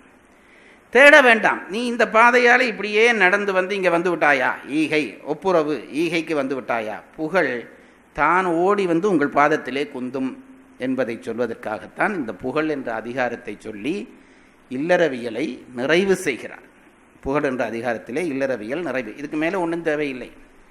அதாவது கணவன் மனைவி பிள்ளை அன்பு, அந்த அன்பினுடைய விரிவு விருந்து, அந்த விருந்தினுடைய விரிவு சமூக வாழ்க்கை, சமூக வாழ்க்கையிலே நேர்மை, நடுவு நிலைமை, நன்றி அறிதல், சமூக மனிதனாக அடையாளம் காணப்படுதல், அந்த சமூக மனிதனாக அடையாளம் காணப்பட்ட பிறகு மனம் மொழி மெய்யை சுத்தம் செய்தல். எவ்வளவு ஒரு சீரான நெறிமுறை பாருங்க. பெரிய திருக்குறள் எல்லாம் கணக்க கட்டுற இதை சொன்னாலே போதும். இதுதான் திருக்குறள். வாழ்க்கைக்குள்ளே நீ சமுதாய மனிதனாக உன்னை அடையாளம் பண்ணி விட்டாயா, பண்ணினால் இந்த 3ஐயும் செய். மனதை சுத்தம் செய், வார்த்தையை சுத்தம் செய், செயலை சுத்தம் செய். இது ரொம்ப முக்கியம். இது 3ம் நீ சுத்தம் செய்து விட்டாயானால் அதற்கு பிறகு உனக்கு உன் மனதிலே அன்பு பெருகும். அன்பு பெருகும். அதாவது நீ சமூக மனிதனாகிவிட்டாய். அன்பினுடைய வளர்ச்சி என்றால் இந்த மூன்றும் இருந்தால் அன்பு பெருகுவதற்கு தடை. வாக்கு சுத்தமின்மை, மனச்சுத்தமின்மை, செயல் சுத்தமின்மை என்பது அன்பை பெருக விடாது. ஆகவே இதை சுத்தம் செய்து விட்டால் இந்த அன்பு கடகடன்று வெள்ளம் போல பெருகி பெருகி பெருகி மேலே வந்து சமுதாயத்தை உன்னுடைய ஒரு குடும்பத்தை உன் குடும்பமாக நினைப்பது போல சமுதாயத்தை உன் சமூகம் என்று நீ நினைக்க தோன்றும். அப்படி தோன்றிவிட்டால் உன் குடும்பத்துக்கு நீ உன் பொருளை கொடுப்பாயல்லவா, உன் குடும்பத்துக்கு உன் பொருளை கொடுப்பாயல்லவா. அதுபோல சமூகத்தை உன்னுடைய சமூகம் என்று நினைக்க தொடங்கிவிட்டால் அது அந்த சமூகத்துக்கு தேவைகளை எல்லாம் நிறைவேற்ற வேண்டி அந்த ஆசை வரும். அப்படி நிறைவேற்றுகிற பொழுது ரெண்டு விதமாக நிறைவேற்றுதல். ஒன்று சமூக தேவைகளை நிறைவேற்றுதல், அடுத்தது தனி மனித தேவையை நிறைவேற்றுதல். சமூக தேவையை நிறைவேற்றுதல் என்பதற்கு ஒப்புரவு என்று அதிகாரம். நான் முன்னமே உங்களுக்கு விளக்கம் சொன்னேன். சமூக தேவைகளை நிறைவேற்றுவது, அதுக்கெல்லாம் பரிமேல் எழுதுகிற அந்த பாயிரம் என்பது சிறந்தது. வேதநடை போல என்று எழுதுகிறார். வேதத்திலே சில தர்மங்கள் சொல்லப்பட்டிருக்கிறது, சில தர்மங்கள் சொல்லப்படவில்லை. அது அங்கங்கே உய்த்துணர வேண்டியது. நான் காலையிலே சொன்னேனே, ஒரு ஊரில் ஒரு குளம் கட்டி விடு, ஊரில் ஒரு பஸ் ஸ்டாண்ட் கட்டி விடு, இதெல்லாம் வேதம் சொல்ல முடியாது. அது உய்த்துணர வேண்டிய தர்மங்கள். ஆகவே அந்த உய்த்துணர்ந்து சமூகத்துக்கு செய்ய வேண்டிய தர்மங்களை செய்வதற்கு பெயர் ஒப்புரவு. அதற்கு பிறகு தனி மனிதன் பட்டினி கிடப்பான் அல்லது தனி மனிதன் வாடுவான், அவனுக்கு நீ செய்ய வேண்டிய அந்த கொடுத்தலுக்கு பெயர் ஈகை. ஒப்புரவினாலே புகழ் வரும். அதனாலே அதனுடைய தன்மை அது நல்லதுதான் என்றாலும் ஈகையோடு ஒப்பிடுகிற பொழுது ஒப்புரவு என்பது ஒரு படி குறைந்து நிற்கும். ஏனென்றால் புகழ் வருகிறதே. அதை என்ன ஆரவார நீர்மைய என்று உரை எழுதினாரே, என்னது, மனத்தின்கண் மாசிலனாதல் அனைத்து அரண் ஆகுல நீரபுற. தர்மங்கள் மூன்று வகையாக செய்யலாம். மனதாலே செய்வது, வாக்காலே செய்வது, உடலாலே செய்வது. அதுக்குள்ளே நீ மனதாலே செய்கிற தர்மம்தான் சிறந்தது என்றார். முன்னுக்கு படித்தோம், உங்களுக்கு ஞாபகம் இருக்கும் என்று நினைக்கிறேன். அப்படி அது சொன்னதுக்கு காரணம் சொல்லுகிறார் பரிமேலர் என்னவென்றால், மனதுக்குள்ளே நீ செய்கிற அறம் என்பது மற்றவர்களுக்கு தெரியாது. மனதுக்குள்ளே செய்கிறார், அதனாலே உன்னை ஒருத்தர் புகழ மாட்டார்கள், பாராட்டு உரை உன்னை வைக்க மாட்டார்கள். ஆகவே அந்த அறம் என்பது சுத்தம். வார்த்தையாலே நீ அறங்களை சொல்லுகிற பொழுது, செயலாலே செய்கிற பொழுது 4 பேர் பாராட்டுவான். ஆகவே அதில் ஒரு ஆரவாரத்தன்மை வந்துவிடும். ஆகுல நீரபுற என்பதற்கு பரிமேல் எழுதுகிற உரை அதுதான். ஏனையவை ஆரவாரத்தன்மைய என்பார். அதுபோல நாங்கள் இங்கே வருகிற பொழுது இந்த ஈகை ஒப்புரவிலே மற்றவர்களுடைய புகழ்ச்சி, பாராட்டு என்பவை கிடைக்கும். அதனாலே அதனுடைய தன்மை சற்று குறைவு. அதுக்கு தேவையில்லாதது என்று சொல்லவில்லை, ஒப்பீட்டிலே ஈகையை விட குறைந்தது. அதனாலே என்ன சொன்னார்கள், ஒப்புரவு என்பது இம்மை புகழ்ச்சி பயனை தரும். அடுத்ததாக வருகிற ஈகை என்பது ஒருவனுக்கும் தெரியாமல் நான் ஒருவருக்கு உதவி செய்வது. ஒரு பெரிய சங்கம் போடாமல், ஒரு அமைப்பு உருவாக்காமல், தனி மனிதன் ஒரு நாய் பட்டினி கிடக்கிறது, சோறு போடுவது, அதுக்கு பேர் ஈகை. அந்த ஈகை என்ன செய்யும் என்றால், இந்த புகழ்ச்சிக்கு அப்பாலே மனிதனுக்கான உயர்வை தரும், மறுமை பயனை தரும் என்று எழுதுகிறார்கள். ஆகவே இம்மை, அந்த ஒப்புரவு இம்மை என்று வந்தவுடனே இல்லறம் பூரணப்பட்டு விட்டது. அன்பு எங்கே தொடங்கினாய்? அன்பே இல்லாமல் வாழ்க்கையை தொடங்கினாய். இன்றைக்கு என்ன நிலைமை? இந்த அதிகாரமும் தாண்டுகிற பொழுது என்ன நிலைமை என்றால், அன்பே ரூபமாக இன்றைக்கு மாறி நிற்கிறாய். அதுக்கு என்ன சான்று? உன் பொருளை மற்றவர்களுக்கு கொடுக்கிறாய் என்றால் மற்றவர்கள் மேலே அன்பு வந்து விட்டது என்று அர்த்தம். ஆகவே உண்மையிலே இந்த எல்லை வந்தவுடனே, ஒப்புரவு ஈகை என்று வந்ததுடனே இல்லறம் முடிந்து விட்டது. அடுத்தது புகழ் என்ற அதிகாரம் தொடங்குகிறது. புகழ் என்ற அதிகாரம் நோக்கம் என்னவென்றால் ஒன்றுமில்லை, நீ இது ரெண்டையும் செய்தால் நீ தேடாமலே உனக்கு புகழ் வரும். இன்றைக்கு புகழ் தேட என்னென்ன உத்தி இருக்கிறது என்றெல்லாம் கையாளுகிறார்கள். இன்றைய சமுதாயத்திலே புகழ் தேடுவதற்கான உத்திகள் பல இருக்கின்றன. என்னென்ன செய்தால் புகழ் தேடலாம், அதுக்கு ஆளை செட் பண்ணுற முறையே அந்த காலத்திலையும் இருந்திருக்கிறது.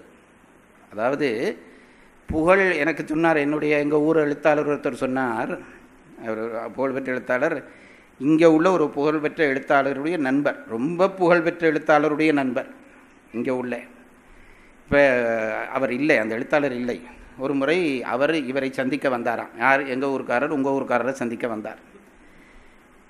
வீட்டுக்கு போனால் அவர் அப்போ தான் எங்கேயோ ஒரு கூட்டத்துக்கு இலக்கிய கூட்டத்துக்கு போக புறப்பட்டு கொண்டிருக்கிறாராம். இவரை கண்டோடனே வரவேற்று தேநீர்லாம் கொடுத்துட்டு, நான் ஒரு கூட்டத்துக்கு போகிறேன், வாரீங்களா சார் நீங்களும் மட்டும் கேட்டோடனே இவரும் சரி நானும் வர்றேன்ற உடனே காரில் ஏறிட்டார். இவரையும் ஏற்றினாராம். கார் ஒரு கொஞ்சம் தூரம், அந்த வீட்டு எல்லைக்குள்ளேயே கொஞ்சம் தூரம் போனோடனே ஒரு 7-8 பேர் வந்தார்களாம். வந்து முன்னுக்கு நின்ற உடனே இவர் நீங்கள் உள்ளேயே இருங்கன்ட்டு இறங்கி போனாராம். இறங்கி போய் அவர்களை பார்த்து ஏதோ பேசிவிட்டு திருப்பி வந்து காரில் ஏறி கொஞ்சம் நேரத்தாலே கூட்டத்துக்கு போய் விட்டார்களாம். கூட்டத்துக்கு போய் இவர் இறங்கினோடனே அங்கே வாசல்லே சில பேர் பூ எடுத்து போடுறானாம், அதை எடுத்து போடுறானாம், வாழ்க வாழ்க இந்த எழுத்தாளர் என்று வாழ்த்துறானாம். எங்கள் ஊர் எழுத்தாளர் சொன்னார், நான் அதுக்கப்புறம் தான் கவனித்து பார்த்தேன், நாங்கள் காரில் புறப்படுற பொழுது வந்து சந்தித்த 10 பேரும் தான் அங்கே வாழ்த்து சொல்லி கொண்டிருந்தான் என்று சொன்னார்கள். அதாவது இது ஒரு செட்டப்.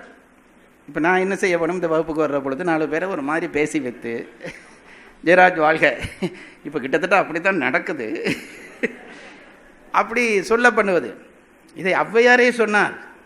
அதாவது ஒரு ஒரு ஒரு ஒரு அந்த அம்மா தனியாக வாழ்ந்த மனுஷின்றாலும் யதார்த்தம் அந்த மனுஷிக்கு தெரிஞ்சது போல் ஒருத்தருக்கும் தெரியாது. அந்த மனுஷி சொல்லிச்சுது, ஒரு நல்ல படிப்பாளியாக ஒரு சபைக்கு போகிற பொழுது 4 பேரை செட் பண்ணி கூட்டின்னு போடாண்டுச்சுது.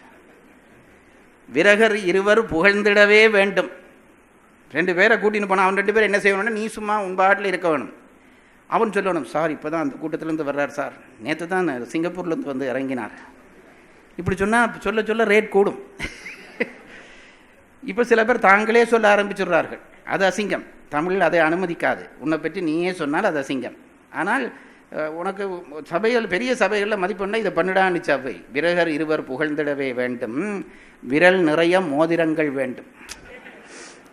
10 விரல்லையும் மோதிரம் போடு என்றால் இருக்கிறவனுக்கு உலகம் கொடுக்க தயாராக இருக்கிறது, இல்லாதவனுக்கு கொடுக்காது. சும்மா மோதிரம் போட்டு அது வைர மோதிரம் இப்படி ஜொலி ஜொலிப்புன்னு மின்ன வேண்டும். இந்த பக்கமாக போகலாமான்னு இப்படி கேட்க வேண்டும், இந்த மோதிரம் தெரிகிறதுக்காக. அப்படி நான் அதெல்லாம் கண்ணாலே பார்த்துருக்கிறேன் பாருங்கள். பல காட்சி நான் முன்ன உங்களுக்கும் சொல்லியிருப்பேன். இந்த பெரிய வித்வான்கள் எல்லாம் மோதிரங்கள் போட்டு சபையில் வந்து உட்கார்ந்த பிறகு தான் மோதிரம் பொலிஷ் பண்ணுவார். அவனவன் கச்சேரிக்கு ஆவண்டு பார்த்துட்டு இருப்பான். இதெல்லாம் பொலிஷ் பண்ணி, அதாவது ஒரு ஒரு ஒரு என்ன காட்டுறது, என்னமோ இது காட்டுறது. ஔவையார் அதை சொல்லிக் கொடுக்குறார். விரகர் இருவர் புகழ்ந்திடவே வேண்டும், விரல் நிறைய மோதிரங்கள் வேண்டும், அரையதனில் பஞ்சேனும் பட்டேனும் வேண்டும். காசு கொடுத்தாவது ஒரு பொன்னாடையை வாங்கி கட்டி கொண்டு போ, அப்போ தான் இன்னொரு பொன்னாடை போத்துவான். அரையதனில் பஞ்சேனும் பட்டேனும் என்றும் வேண்டும், அவர் கவிதை நஞ்சேனும் தீதேனும் நன்று என்றார். அது ஒரு கிண்டல் கவிதை தான். அப்படியானவன் கவிதை சொன்னால் உலகம் அது நல்லா இருக்குன்னு சொல்லுமா. ஆகவே திருவள்ளுவர் கொண்டு வந்து இந்த புகழ் என்பது தேடப்படுகிற ஒரு பொருள் அல்ல. இந்த ஒழுங்கிலே வந்தால் புகழ் வந்து தானே பொருந்தும். அது நல்லா புரிந்து கொள்ளுங்கள்.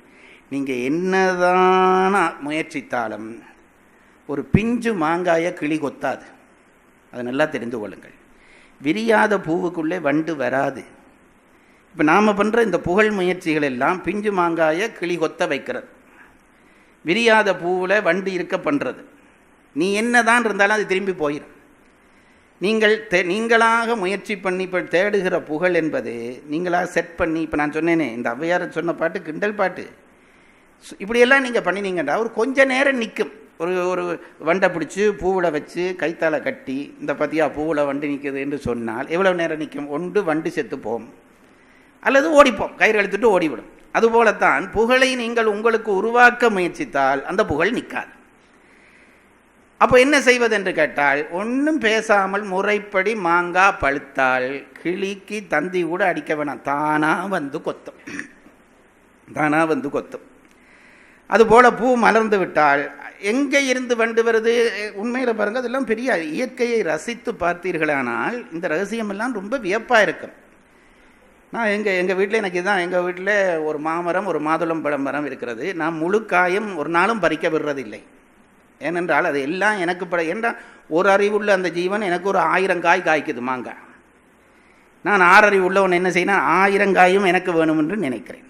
அது ஒரு அறிவுள்ள மரம். அதுக்கு காய்க்கிறதால ஒரு பயனும் இல்லை. எனக்கு அள்ளி கொட்டுது, இனிப்பாக கொட்டுது. அதை வாங்குற நான் இதை உலகத்துக்கு பகிர வேணும் என்று நினைக்காமல் விட்டால் துரோகி. அப்போ என்ன செய்ய வேணும்? மரத்தில் மாங்காய் பழுக்குதா, ஒரு கொஞ்சத்தை இயற்கைக்கு விடுங்க, அணில் வந்து சாப்பிட வேணும். அதுக்கும் தானே அது காய்ச்சுது. எனக்கு ஜெயராஜுக்கு காய்க்க வேணும்னு காய்ச்சுதா? அணில் வந்து சாப்பிட வேணும், கிளி வந்து கொத்த வேணும், குருவி வந்து கொத்த வேணும். இதை பார்த்து ரசிக்க வேணும். ஒரு பகுதி நமக்கும் பிடுங்கலாம். அதுகளுக்கு விட்டால் அது வந்து சாப்பிட்ற அழகு இருக்குது பாருங்கள், அது ரொம்ப அழகாக இருக்கும். நீங்கள் முதல் நாள் வரைக்கும் கெஞ்சி கூப்பிட்டாலும் வராது. புரட்டாதி சனிக்கு காகத்தை கூப்பிட்டது மாதிரி. இந்த புரட்டாதி சனி விரதம் இருக்கிற பொழுது சாப்பாடு வச்சு காகத்தை கூப்பிடுவார்கள். காகம் கடைசி வரைக்கும் அன்றைக்கு வராது. சும்மா இருந்தால் களவெடுத்து தின்னுட்டு போயிடும். ஏன்னாடா அதுக்கு ஒரு டவுட்டாக போகும், இது வந்து சும்மாவே தின்ன விட மாட்டானே, இன்றைக்கு என்ன இன்றைக்கு வா வான்னு கூப்பிடு. ஈவன் வேற அதில் பாசையில் கூப்பிடுவான், கா கா கா. இந்த கள்ளப்பையல் கூப்பிட்றான்னு ஏதோ பண்ண போகிறான்ட்டு காகம் கடைசி வரையும் கிட்ட வராது. அது மாதிரி இதுகள் எதுக்குன்னு நம்ம நோக்கி வராது, சும்மா இருக்க. அது பழுத்துட்டா எத்தனை குருவி வந்து கொத்துது சார், எத்தனை குருவி வந்து கொத்துது. அதை பார்க்குறது ஒரு மகிழ்ச்சி, நீ தின்றது தான் மகிழ்ச்சியா, அதை பார்க்குறது ஒரு மகிழ்ச்சி. அது மாதிரி பூ மொட்டாக இருக்க மட்டும் ஒரு ஒரு ஒரு ஒரு ஒரு தேனி வரையில்லை, அது மலர்ந்தோன தேனி வருகிறது. அதுபோலத்தான் திருவள்ளுவர் சொன்ன இந்த இல்லற முறைப்படி நீங்கள் வாழ்ந்து கொண்டு போனால் புகழ் தானாக வந்து உங்கள் காலடியில் உட்காரும். இதை விட்டு புகழ் தேடுகிறேன் என்று முயற்சி பண்ணினால் அந்த புகழ் கொஞ்ச நேரம் இருந்து அழகில்லாத பெண் மேக்கப் போட்டு அழகானது போல, ஒரு மலையில் நனைந்தவுடனே அந்த மேக்கப் இல்லாமல் போவது போல, அது இல்லாமல் போய் ஏற்கனவே இருந்த அசிங்கத்தை இன்னும் அசிங்கமாக்கும். இயல்பாக புகழடைகிற முறை தான் சொல்கிறார். ஆகவே இந்த புகழ் விரும்பி என்று இப்போ நாம் சும்மா அவர் ஒரு புகழ் விரும்பி என்று சொன்னால் புகழடைவது ஒரு குற்றம் இல்லை. இப்போ அப்படி சொல்லிட்டோம், புகழடைகிறது குற்றம். அவர் புகழுக்காக செய்கிறார் என்றால் உண்மையான முறைப்படி செய்து கொண்டு போக புகழ் வந்தால் குற்றம் இல்லை, புகழ் வர வேண்டும் என்று செய்தால் குற்றம். ஆகவே திருவள்ளுவர் சொல்லுகிற புகழ் என்ற அதிகாரம் இயல்பாக நம்மை நோக்கி வருகிற புகழின் தன்மையை சொல்லப் போகிறது. அதை புரிந்து கொள்ளுங்கள்.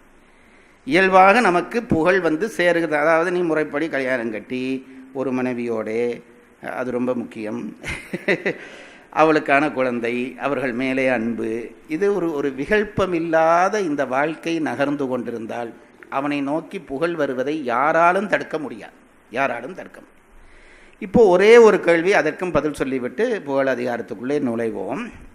சரி, இப்போ இந்த ஒழுங்கு சொன்னார் திருவள்ளுவர். சரி, கல்யாணம் கட்டுறதிலே தொடங்கி ஈகை ஒப்புரவு வரையும் வந்தாகிவிட்டது.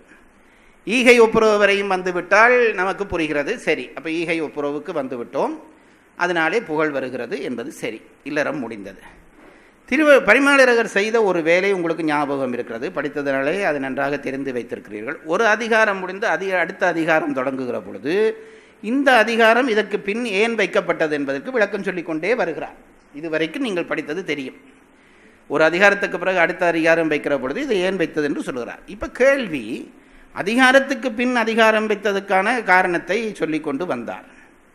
இந்த துறவரவியலுக்கு பிறகு, அதற்கு இல்லறவியல் முடிந்த பிறகு ஏன் துறவரவியலை கொண்டு வந்து வைக்கிறார்? அதற்கு என்ன ஒரு பொருத்தப்பாடு இருக்க வேண்டும் அல்லவா? அதை நாம புரிந்து கொள்வோம் என்று அவர் அப்படியே போயிட்டார். நான் சொல்றது உங்களுக்கு ஒரு அதிகாரத்துக்கு பக்கத்தில் அடுத்த அதிகாரம் வர்றதுக்கு காரணம் சொல்லுகிறார். இல்லறவியல் முடிந்து துறவரவியல் தொடங்குகிறது. இல்லறவியல் முடிந்தோடனே ஏன் துறவரவியல் தொடங்க வேண்டும்? துறவுக்கும் இல்லறத்துக்கும் என்ன தொடர்பு? இதை நாம் புரிந்து கொள்ள வேண்டும். ரொம்ப முக்கியமான விஷயம். பரிமேலழகர் சொல்லாதபடியால் பல பேருக்கு இது தெரியவில்லை. இல்லறவியல் வந்து முடிந்தோடனே அடுத்ததா இந்த பாருங்க, புகழுக்கு அடுத்த அதிகாரம் துறவரவியல் தொடங்குகிறது. அப்போ ஏன் இந்த அதிகாரம் வைத்ததென்றால் அதற்கு ஒரு காரணம் இருக்கிறது. அதை நீங்கள் தயவு செய்து புரிந்து கொள்ளுங்கள். காரணம் என்னவென்று கேட்டால், துறவு பற்றி நம்முடைய சமயத்தார் நிறைய ஆராய்ந்திருக்கிறார்கள். நாம் ஏன் மற்ற சமயத்தோடு ஒப்பிடுவான், நிறைய ஆராய்ந்திருக்கிறார்கள். ஆராய்ந்து உண்மை துறவு என்றால் என்ன நான் உங்களுக்கு சொல்லியிருக்கிறேன். துறவு என்றால் துறப்பது, அவ்வளோதான் துறவு. கொஞ்சம் கொஞ்சமாக துறந்து துறந்து துறந்து துறந்து ஒரு எல்லையிலே எல்லாவற்றையும் துறக்க கடவுள் வந்து விடுவான். இங்கே பாருங்கள், நமக்கும் கடவுளுக்கும் இடையிலே பற்றுகள் தடையாக நிற்கின்றன. பற்றுகளை துறந்து துறந்து வருகின்ற ஒவ்வொரு திரையாக அகற்றுகிறீர்கள் என்று அர்த்தம். அந்த பக்கத்தில் கடவுள் இருக்கிறார், இந்த பக்கத்தில் நான் நிற்கிறேன், எனக்கும் அவருக்கும் இடையில் ஒரு 20 திரை. அந்த திரைகளுக்கு பேர் பற்று. ஒரு திரை திறந்து விட்டேனா, கடவுளுக்கு கொஞ்சம் கிட்ட வந்து விட்டேன். 2வது திரை திறந்து விட்டேனா, இன்னும் கிட்ட வந்து விட்டேன். அப்படியே திறந்து 20வது திரையும் திறந்து விட்டால் நீ கடவுளை கண்டு விட்டாய் என்று அர்த்தம். அப்போது பற்றுகளை துறக்கிற பொழுது முற்றாக துறக்கிற பக்குவம் வந்து விட்டால் கடவுளை நீ அடைந்து விடுவாய். இதுதானே உண்மை. அப்படி அதை சொன்ன நம் பெரியவர்கள் சொன்னார்கள், உண்மையான பற்றுகள் என்றால் எத்தனை பற்றை சொல்லலாம், எத்தனை பற்றை சொல்ல. இந்த திரைகளை லிஸ்ட் பண்ணுறேன்டா எத்தனை திரை லிஸ்ட் பண்ண வேணும்? சேலையில் பற்று, நகையில் பற்று, காரில் பற்று, மோட்டர் சைக்கிளில் பற்று, குடிக்கிற சாப்பாட்டில் சாப்பிட்ற சாப்பாட்டில் பற்று, இப்படி 1 லட்சம் 1 கோடி வரும். இவ்வளவு பற்றையும் சுருங்கி சொல்ல வேணும் என்று நினைத்துவிட்டு நம் பெரியவர்கள் சொன்னார்கள், பற்றை 2 லிஸ்டுக்குள்ளே அடைக்கிடலாம். ஒன்று நான், அடுத்தது எனது. இவ்வளவு தான் மொத்த பற்று.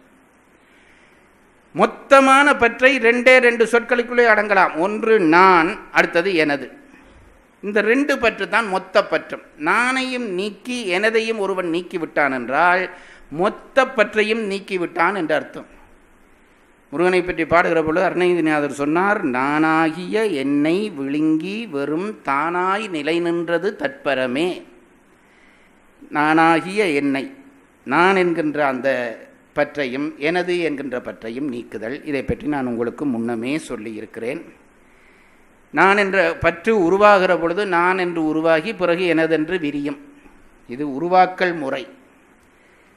நான் என்கின்றதைக்கு நாங்கள் ஆணவம் என்று சொல் நான் என்க ஆணவம் அதுதான் முதல் தோன்றும். ஒரு மனித உயிரிலே நான் என்ற ஆணவம் தோன்றி அந்த ஆணவத்தினாலே எனது என்பது விரியும். நான் என்ற எண்ணம் வந்தோடனே என் அப்பா, என் அம்மா, என் பாட்டியார், என்னுடைய பிள்ளை, என் நண்பன் என்று பிரிகிறதல்லவா? அப்போது நான் தோன்றும், எனது என்று விரியும். இது தோற்றல் முறை. இது முன்னமே உங்களுக்கு சொல்லி இருக்கிறேன். நீக்குகிற பொழுது பற்றை, இப்போ நாங்கள் பேசுவது பற்றை நீக்குவது பற்றி. தோன்றுகிற முறை நான் தோன்றி எனது தோன்றும். நீங்குகிற பொழுது எப்படி நீக்கலாம் என்றால், எனதை நீக்க நீக்க நீக்க பிறகு நான் வலிமை கட்டு நீங்கும்.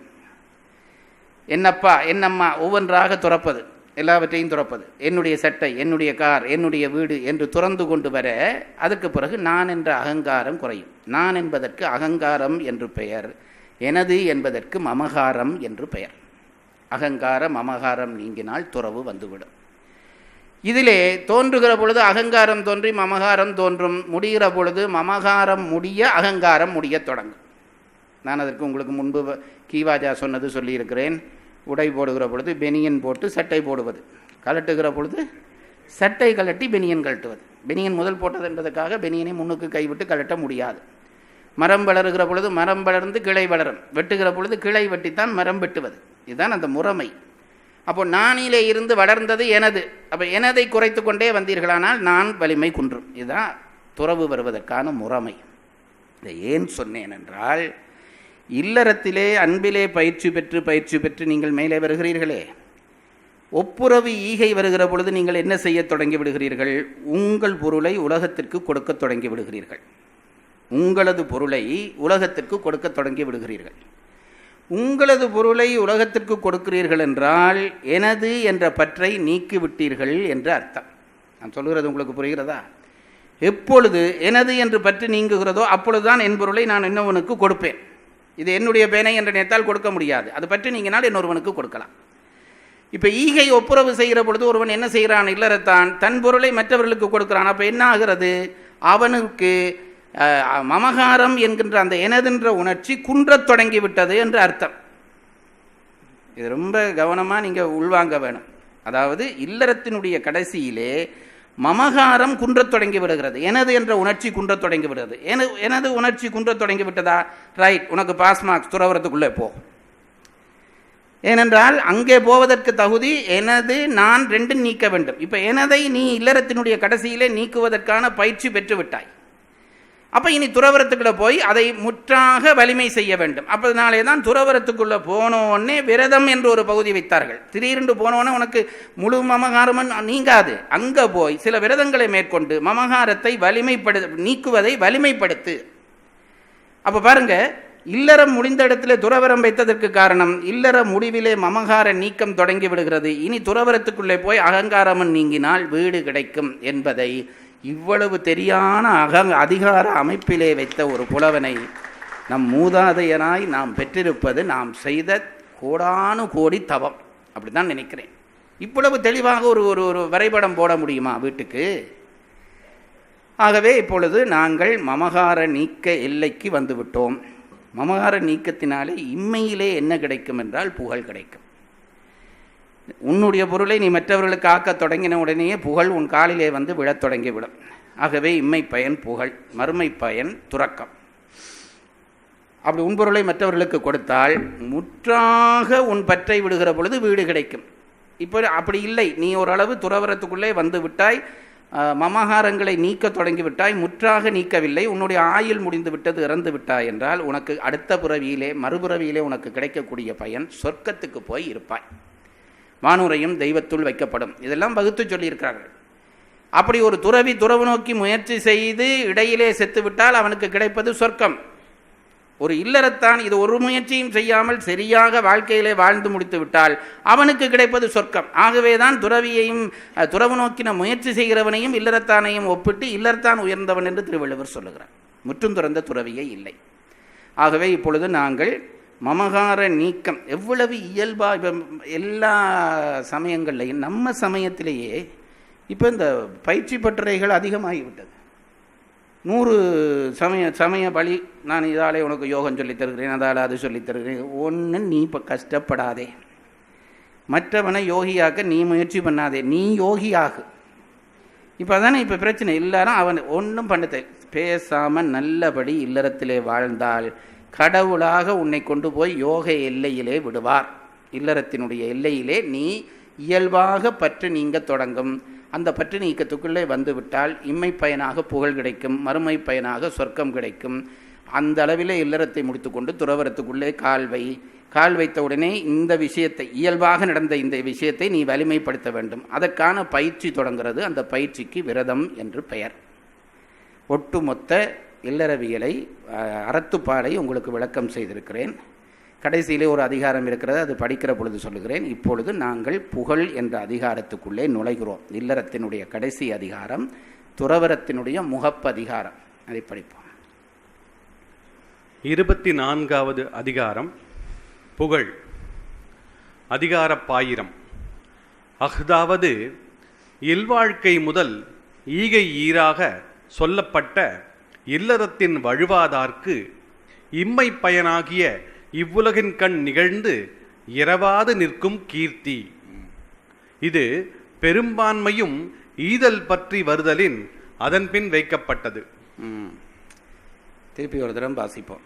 இந்த பரிமளகரன் பாருங்க, நான் இவ்வளவு நேரம் 1.5 மணி நேரம் கஷ்டப்பட்டு சொன்னதே பொறாமையாக இருக்குது பாருங்க. இப்படி சுருக்கமாக நமக்கு சொல்ல வர இல்லையே என்று ஒரு பந்தியில் சொல்லிடுறார். என்ன சொல்கிறார் பாருங்க. அஃதாவது எகுதாவது புகழாவது புகழாவது. புகழுக்கு விளக்கம் சொல்லுகிறார். இல்வாழ்க்கை முதல் ஈகை ஈராக சொல்லப்பட்ட இல்லறத்தின் வழுவாதார்க்கு, அதாவது இல்லறம் என்பது இல்வாழ்க்கையிலே தொடங்கி ஈகையிலே வந்து முடிகிறது. இவ்வளவும் இல்வாழ்க்கை. இதிலே வலுவாமல் நடந்து வந்தவர்களுக்கு அதான் சொல்றார், வலுவாதார்க்கு இம்மை பயனாகிய இவ்வுலகின் கண் நிகழ்ந்து இரவாது நிற்கும் கீர்த்தி. இரவாது நிற்கும் கீர்த்தி தான் புகழ். அது யாருக்கு கிடைக்கும்? இல்லறத்திலே தொடங்கி ஈகை வரைக்கும் ஒழுங்கா வந்தவனுக்கு கிடைக்கும். கீர்த்தியிலே 2 வகை கீர்த்தி இருக்கிறது. நான் முன்னும் உங்களுக்கு சொல்லியிருப்பேன். 2 வகை கீர்த்தி. அதாவது சில பேருடைய கீர்த்தி அப்பப்போ தோன்றி அப்பப்போ மறைஞ்சு போய்விடும். சில கீர்த்தி மறையவே மறையாது, எப்பொழுதும் இருக்கும். இப்போ ஒரு தலைவர், ஒரு அரசியல் தலைவர், அவர் பதவியில் இருக்கும் மட்டும் அவருக்கு கீர்த்தி இருக்கும். பதவி முடிஞ்சால் கீர்த்தி முடிஞ்சிடும். இது முன்னுக்கு நான் உங்களுக்கு சொல்லியிருப்பேன்னு நினைக்கிறேன். ஒரு தலைவர் ஒரு கிணறு, ஊரில் ஒரு கிணறு கிண்டி அதை திறப்பு விழாவுக்கு அவரை கூப்பிட்டார்கள். இவர் போனார், கிணத்துக்குள்ளே விழுந்துட்டார். ரிப்பனை வெட்டுற வேகத்தில் உணர்ச்சி வயப்பட்டு வெட்டியிருப்பார் போல இருக்கு, கிணத்துக்குள்ளே விழுந்துட்டார். அமைச்சர் அப்போ அவரை தூக்க வேணும்னு பெரிய ஒருத்தனோடி போய் கயிறு எடுத்துன்னு வந்தான். நீள கயிறு, ஆள் கயிறு முடிகிறார்கள். எல்லா ஊர் முழுவதும் கயிறை பிடித்து கொண்டு நிற்கிறது. அப்போ தானே நாளைக்கு உங்களை நானும் இழுத்தேன் சார் என்று சொல்லி ஏதாவது உதவி கேட்கலாம் என்று எல்லாரும் இழுக்கிறார்கள். அப்போ சைக்கிளில் வந்து ஒருத்தன் கடைசியில் கயிறு பிடிச்சவன் காதில் ஏதோ சொன்னான். அப்படியே கடகட என்று செய்தி பரவியது. என்னென்றால் அது 3/4 கிணறுக்கு மேலே வந்துட்டார் தலைவர். திருப்பி எல்லாருமா கையை விட்டுட்டு போயிட்டார்கள். ஏண்டா விட்டுட்டீர்கள் என்று கேட்டால், இப்போ தான் செய்தி வந்தது, உங்கள் அமைச்சர் பதவி போய்த்தது, இனி உங்களை இழுத்தென்ன இழுக்காமல் விட்டேன்னேங்கிறார். குறிப்பிட்ட ஒரு பதவியாலே, குறிப்பிட்ட ஒரு தகுதியாலே கொஞ்ச நேரம் நிற்கிற புகழுக்கு ஒளி என்று பெயர். ஒளி என்று பெயர். திருக்குறளிலேயே அந்த சொல்லை பயன்படுத்துவார். நிரந்தரமாக நிற்கிற கீர்த்திக்கு புகழ் என்று பெயர். இங்கே நிரந்தரமாக நிற்கிற கீர்த்தி பற்றி சொல்லுகிறார். இது பெரும்பான்மையும் ஈதல் பற்றி வருதலின் அதன்பின் வைக்கப்பட்டது. புகழ் இல்லறத்திலே தொடங்கி ஈகை வருகிற இருக்கிற காரியங்கள் எல்லாவற்றையும் செய்தாலும் புகழ் வரும். ஆனால் அதுக்கு மெயின் காரணமாக இருப்பது ஈகை தான். மற்ற ஒரு மனைவியோடு ஒருவன் ஒழுங்காக வாழ்ந்தால் அது புகழ் வரும். மெயினாக இருக்கிற காரியம் என்பது அவனுடைய ஈகை தான் புகழுக்கு நேரடி தொடர்புள்ள காரணம். ஒருவன் கொடுக்கிற பொழுது புகழ் தானாக வந்து சேரும் என்றபடியால் தான் ஈகை என்ற அதிகாரத்துக்கு அடுத்ததாக புகழ் என்ற அதிகாரத்தை வைக்கிறார் என்று பரிமேலழகர் சொல்லுவார். குறள் 231. ஈதல் இசைபட வாழ்தல் அது அல்லது ஊதியம் இல்லை உயிர்க்கு. உரை: ஈதல் வரியார்க்கு ஈக, இசைபட வாழ்தல் அதனால் புகழ் உண்டாக வாழ்க, அது அல்லது உயிர்க்கு ஊதியம் இல்லை. அப்புகழ் அல்லது மக்கள் உயிர்க்கு பயன் பிரிது ஒன்று இல்லை ஆகலான். 2 விஷயத்தை சொல்லுகிறார். ஒன்று ஈக, கடவுள், இது திருவள்ளுவரே நமக்கு போடுகிற உத்தரவு. இல்லறத்தானாக மாறிவிட்டாயா, அதனுடைய நிறைவு பயனாக ஈதல் உன்னிடம் வர வேண்டும். ஈக, ஈதல் நீ செய்துவிட்டால் உனக்கு புகழ் வரும், ஆகவே இசைபட வாழ்க. வாழ்த்துற பொழுது ஒரு தம்பதியரை வாழ்த்த இந்த 2 சொல் சொன்னால் ஈக இசைபட வாழ்க. பரிமேலழகர் நம்மை சொல்லி வாழ்த்துகிறார், ஈக இசைபட வாழ்க. இதை தவிர உயிர்க்கு ஒரு ஊதியம் இல்லை. ஊதியம் என்றால் பயன். ஒரு வேலை செய்தால் பயனாக நாம் பெறுகிறோமே, அதனால்தான் சம்பளத்துக்கு ஊதியம் என்று பெயர் வந்தது. அப்போ உயிருக்கு ஏதாவது பயன் இருக்குமானால் ஒன்று ஈக செய்க, அதுக்கு பிறகு இசைபட வாழ்க. இதை தவிர ஒரு உயிருக்கு கிடைக்கக்கூடிய ஊதியம் என்று ஒன்று இல்லை என்கிறார். அதாவது புகழை வரையறை செய்து காட்டுகிறார். உரை குறிப்பு: இசைபட வாழ்தற்கு கல்வி, ஆண்மை முதலிய பிற காரணங்களும் உளவேனும் உணவின் பிண்டம் உண்டி முதற்று. புறநானூறு 18.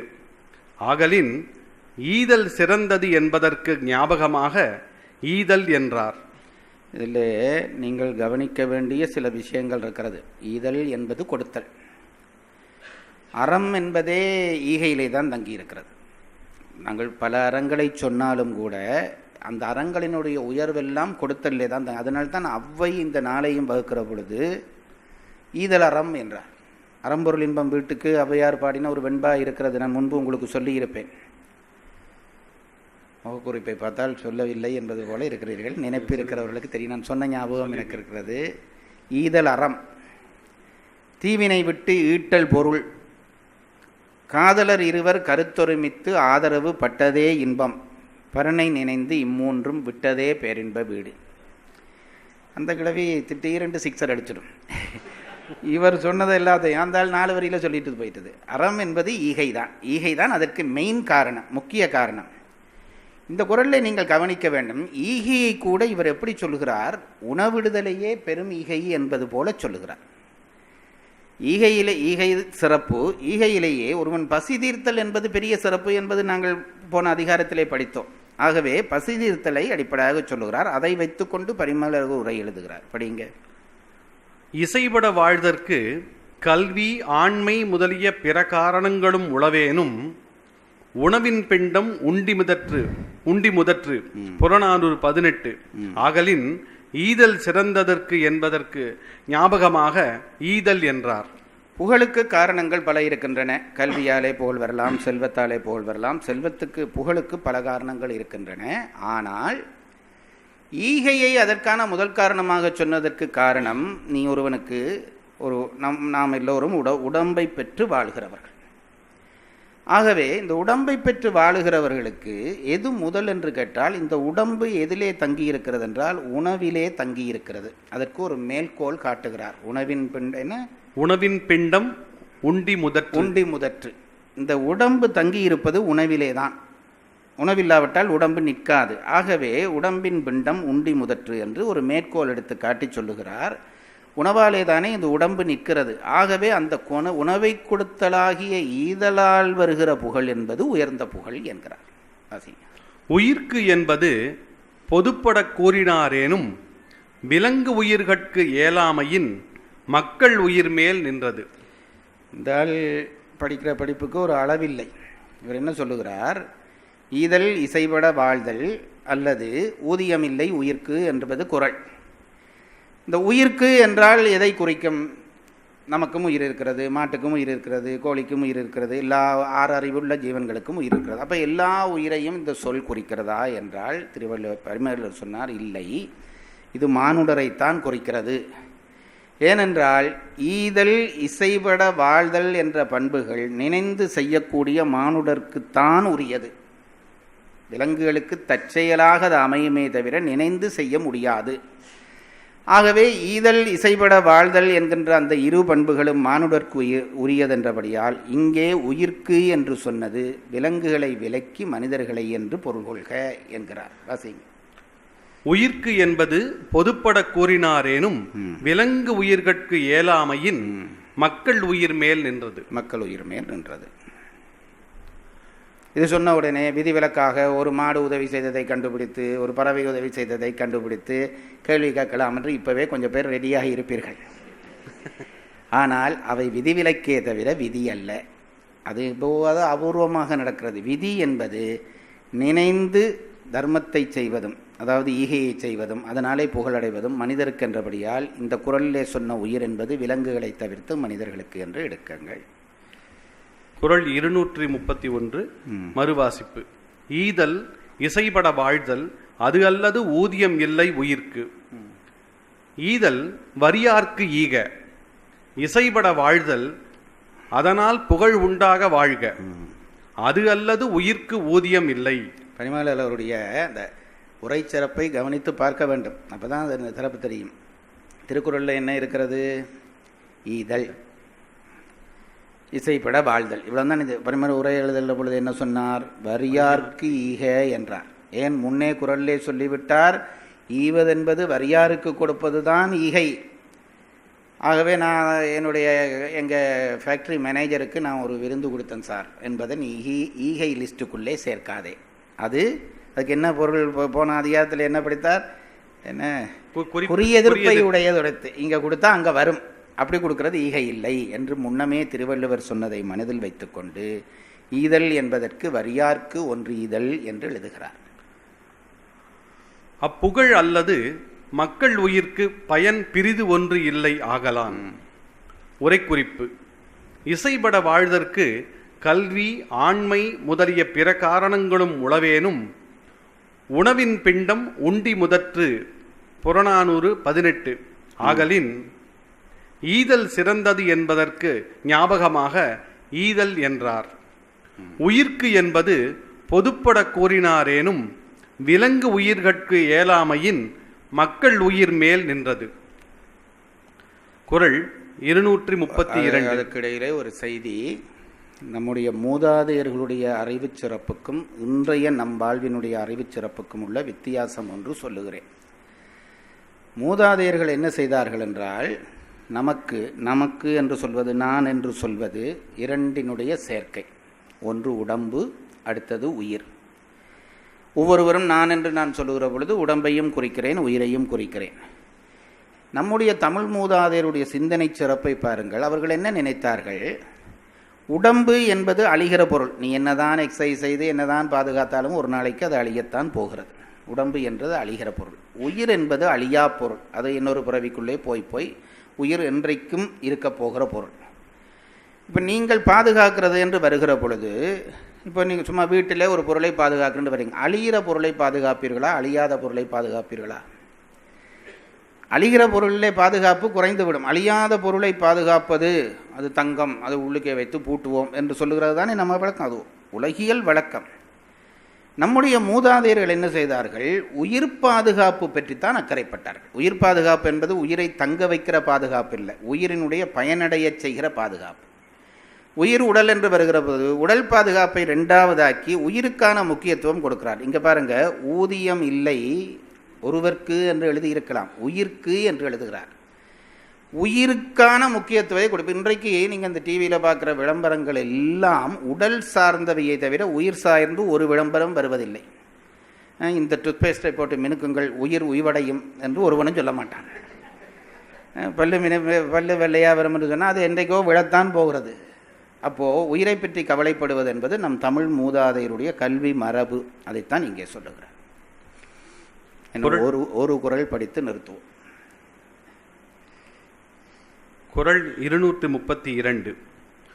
உரைப்பார் உரைப்பவை எல்லாம் இறப்பார்க்கு ஒன்று ஈவார் மேல் நிற்கும் புகழ். உரை. உரைப்பார் உரைப்பவை எல்லாம் உலகத்து ஒன்று உரைப்பார் உரைப்பன எல்லாம் இறப்பார்க்கு ஒன்று ஈவார் மேல் நிற்கும் புகழ். வறுமையான் இறப்பார்க்கு அவர் வேண்டியது ஒன்றை ஈவார்கண் நிற்கும் புகழாம். உரைக்குறிப்பு: புகழ்தான் உரையும் பாட்டும் என இருவகைப்படும். புறநானூறு 27. அவற்றுள் உரைப்பார் உரைப்பவை என எல்லார்க்கும் உரிய வழக்கினையே எடுத்தாராயினும் இனம் பற்றி புலவர்க்கே உரிய செய்யுளும் கொள்ளப்படும். படவே பாடுவார் பாடுவன எல்லாம் புகழாம் என்பதும் பெற்றாம். ஈதற் காரணம் சிறந்தமை இதனுள்ளும் காண்க. இதனை பிறர் மேலும் நிற்கும் என்பார் தாம் எல்லாம் சொல்லுக புகழ் சொல்லுக.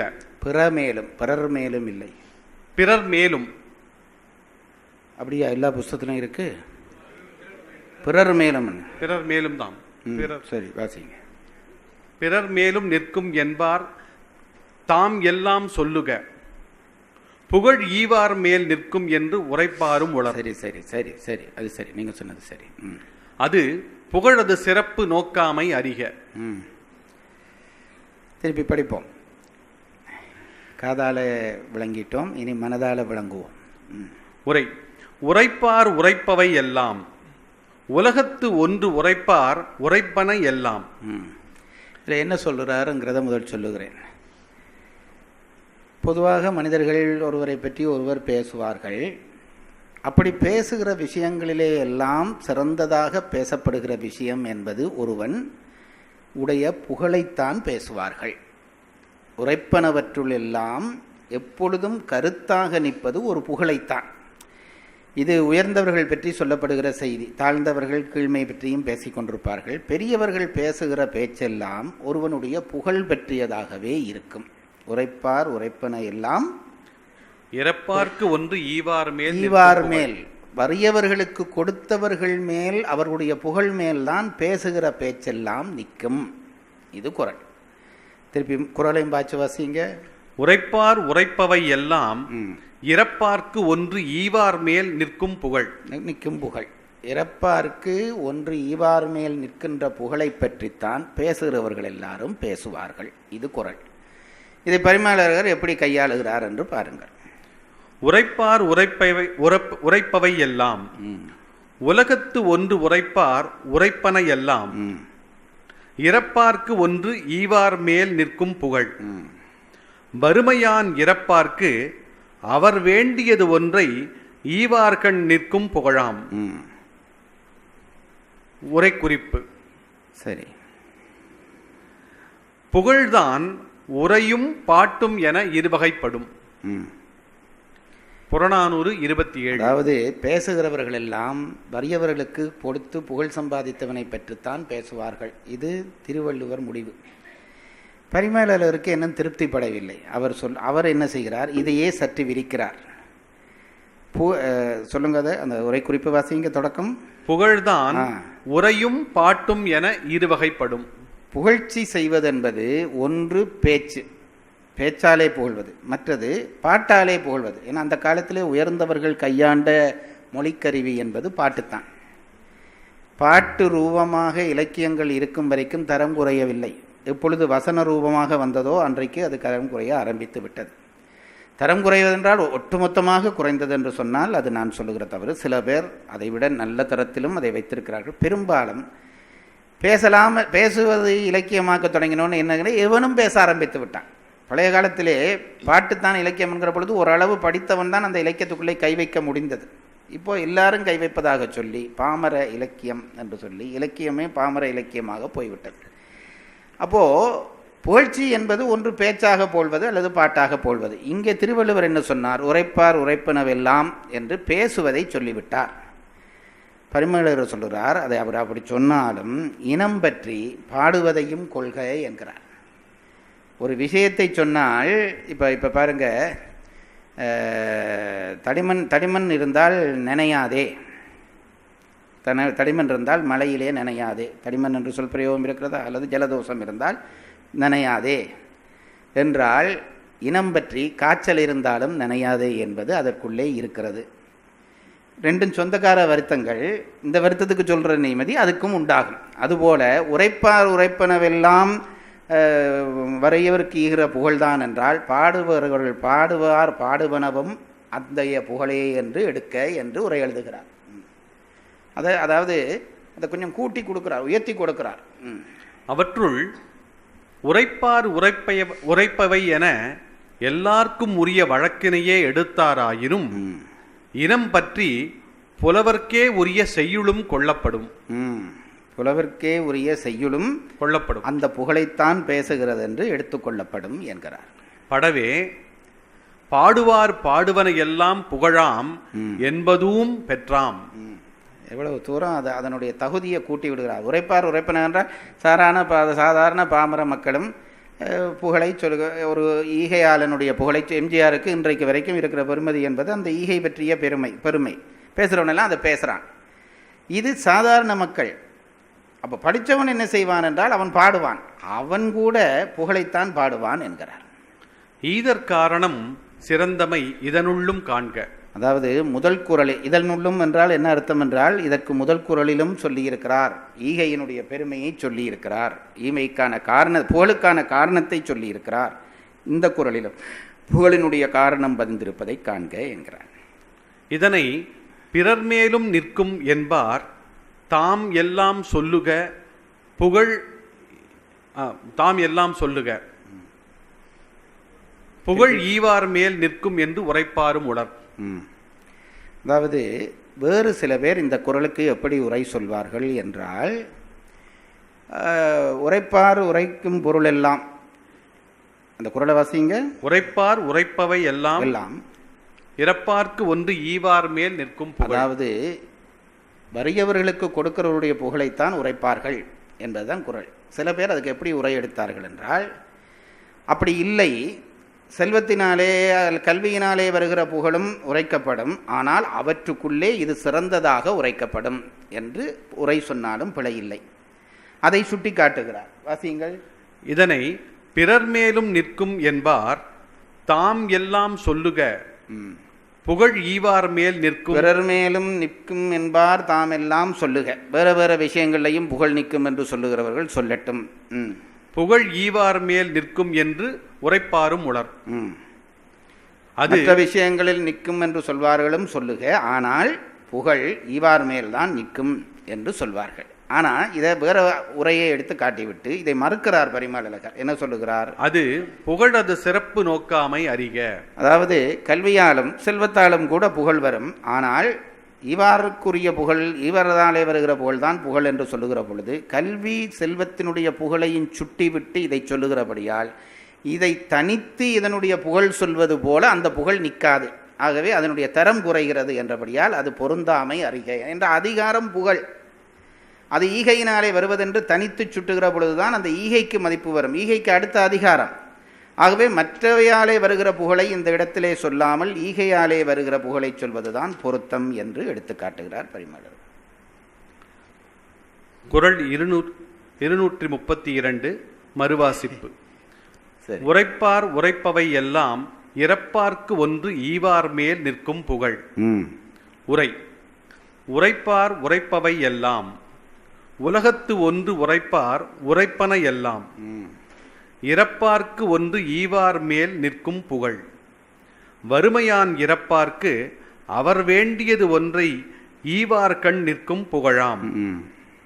உரைக்குறிப்பு. புகழ்தான் உரையும் பாட்டும் என இருவகைப்படும். புறநானூறு 27. அவற்றுள் உரைப்பார் உரைப்பவை என எல்லார்க்கும் உரிய வழக்கினையே எடுத்தாராயினும் இனம் பற்றி புலவர்க்கே உரிய செய்யுளும் கொள்ளப்படும். படவே பாடுவார் பாடுவன எல்லாம் புகழாம் என்பதும் பெற்றாம். ஈதற் காரணம் சிறந்தமை இதனுள்ளும் காண்க. இதனை பிறர் மேலும் நிற்கும் என்பார் தாம் எல்லாம் சொல்லுக புகழ் ஈவார் மேல் நிற்கும் என்று உரைப்பாரும் உளர்.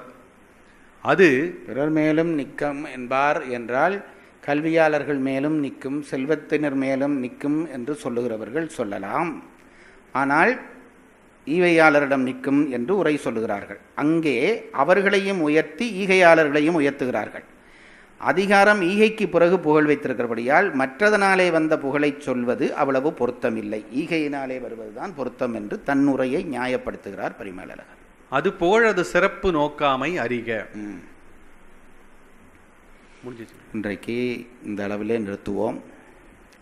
குறள் சொல்லும் நெறியை வாழ்வியலோடு இணைத்து நம்மையும் நம்மோடு சேர்ந்த சமூகத்தையும் உயர்த்துவோம். தொடர் வகுப்பின் பயன் அனைவருக்கும் சேரும் இந்த நோக்கத்தில் பங்கு கொண்டதற்கு நன்றி. இந்த தொடர் வகுப்பின் மற்றும் பகுதிகளை கேட்டு மகிழ www.karka.in KARKA.in இணையதளத்திலிருந்து பதிவிறக்கம் செய்து கொள்ளலாம்.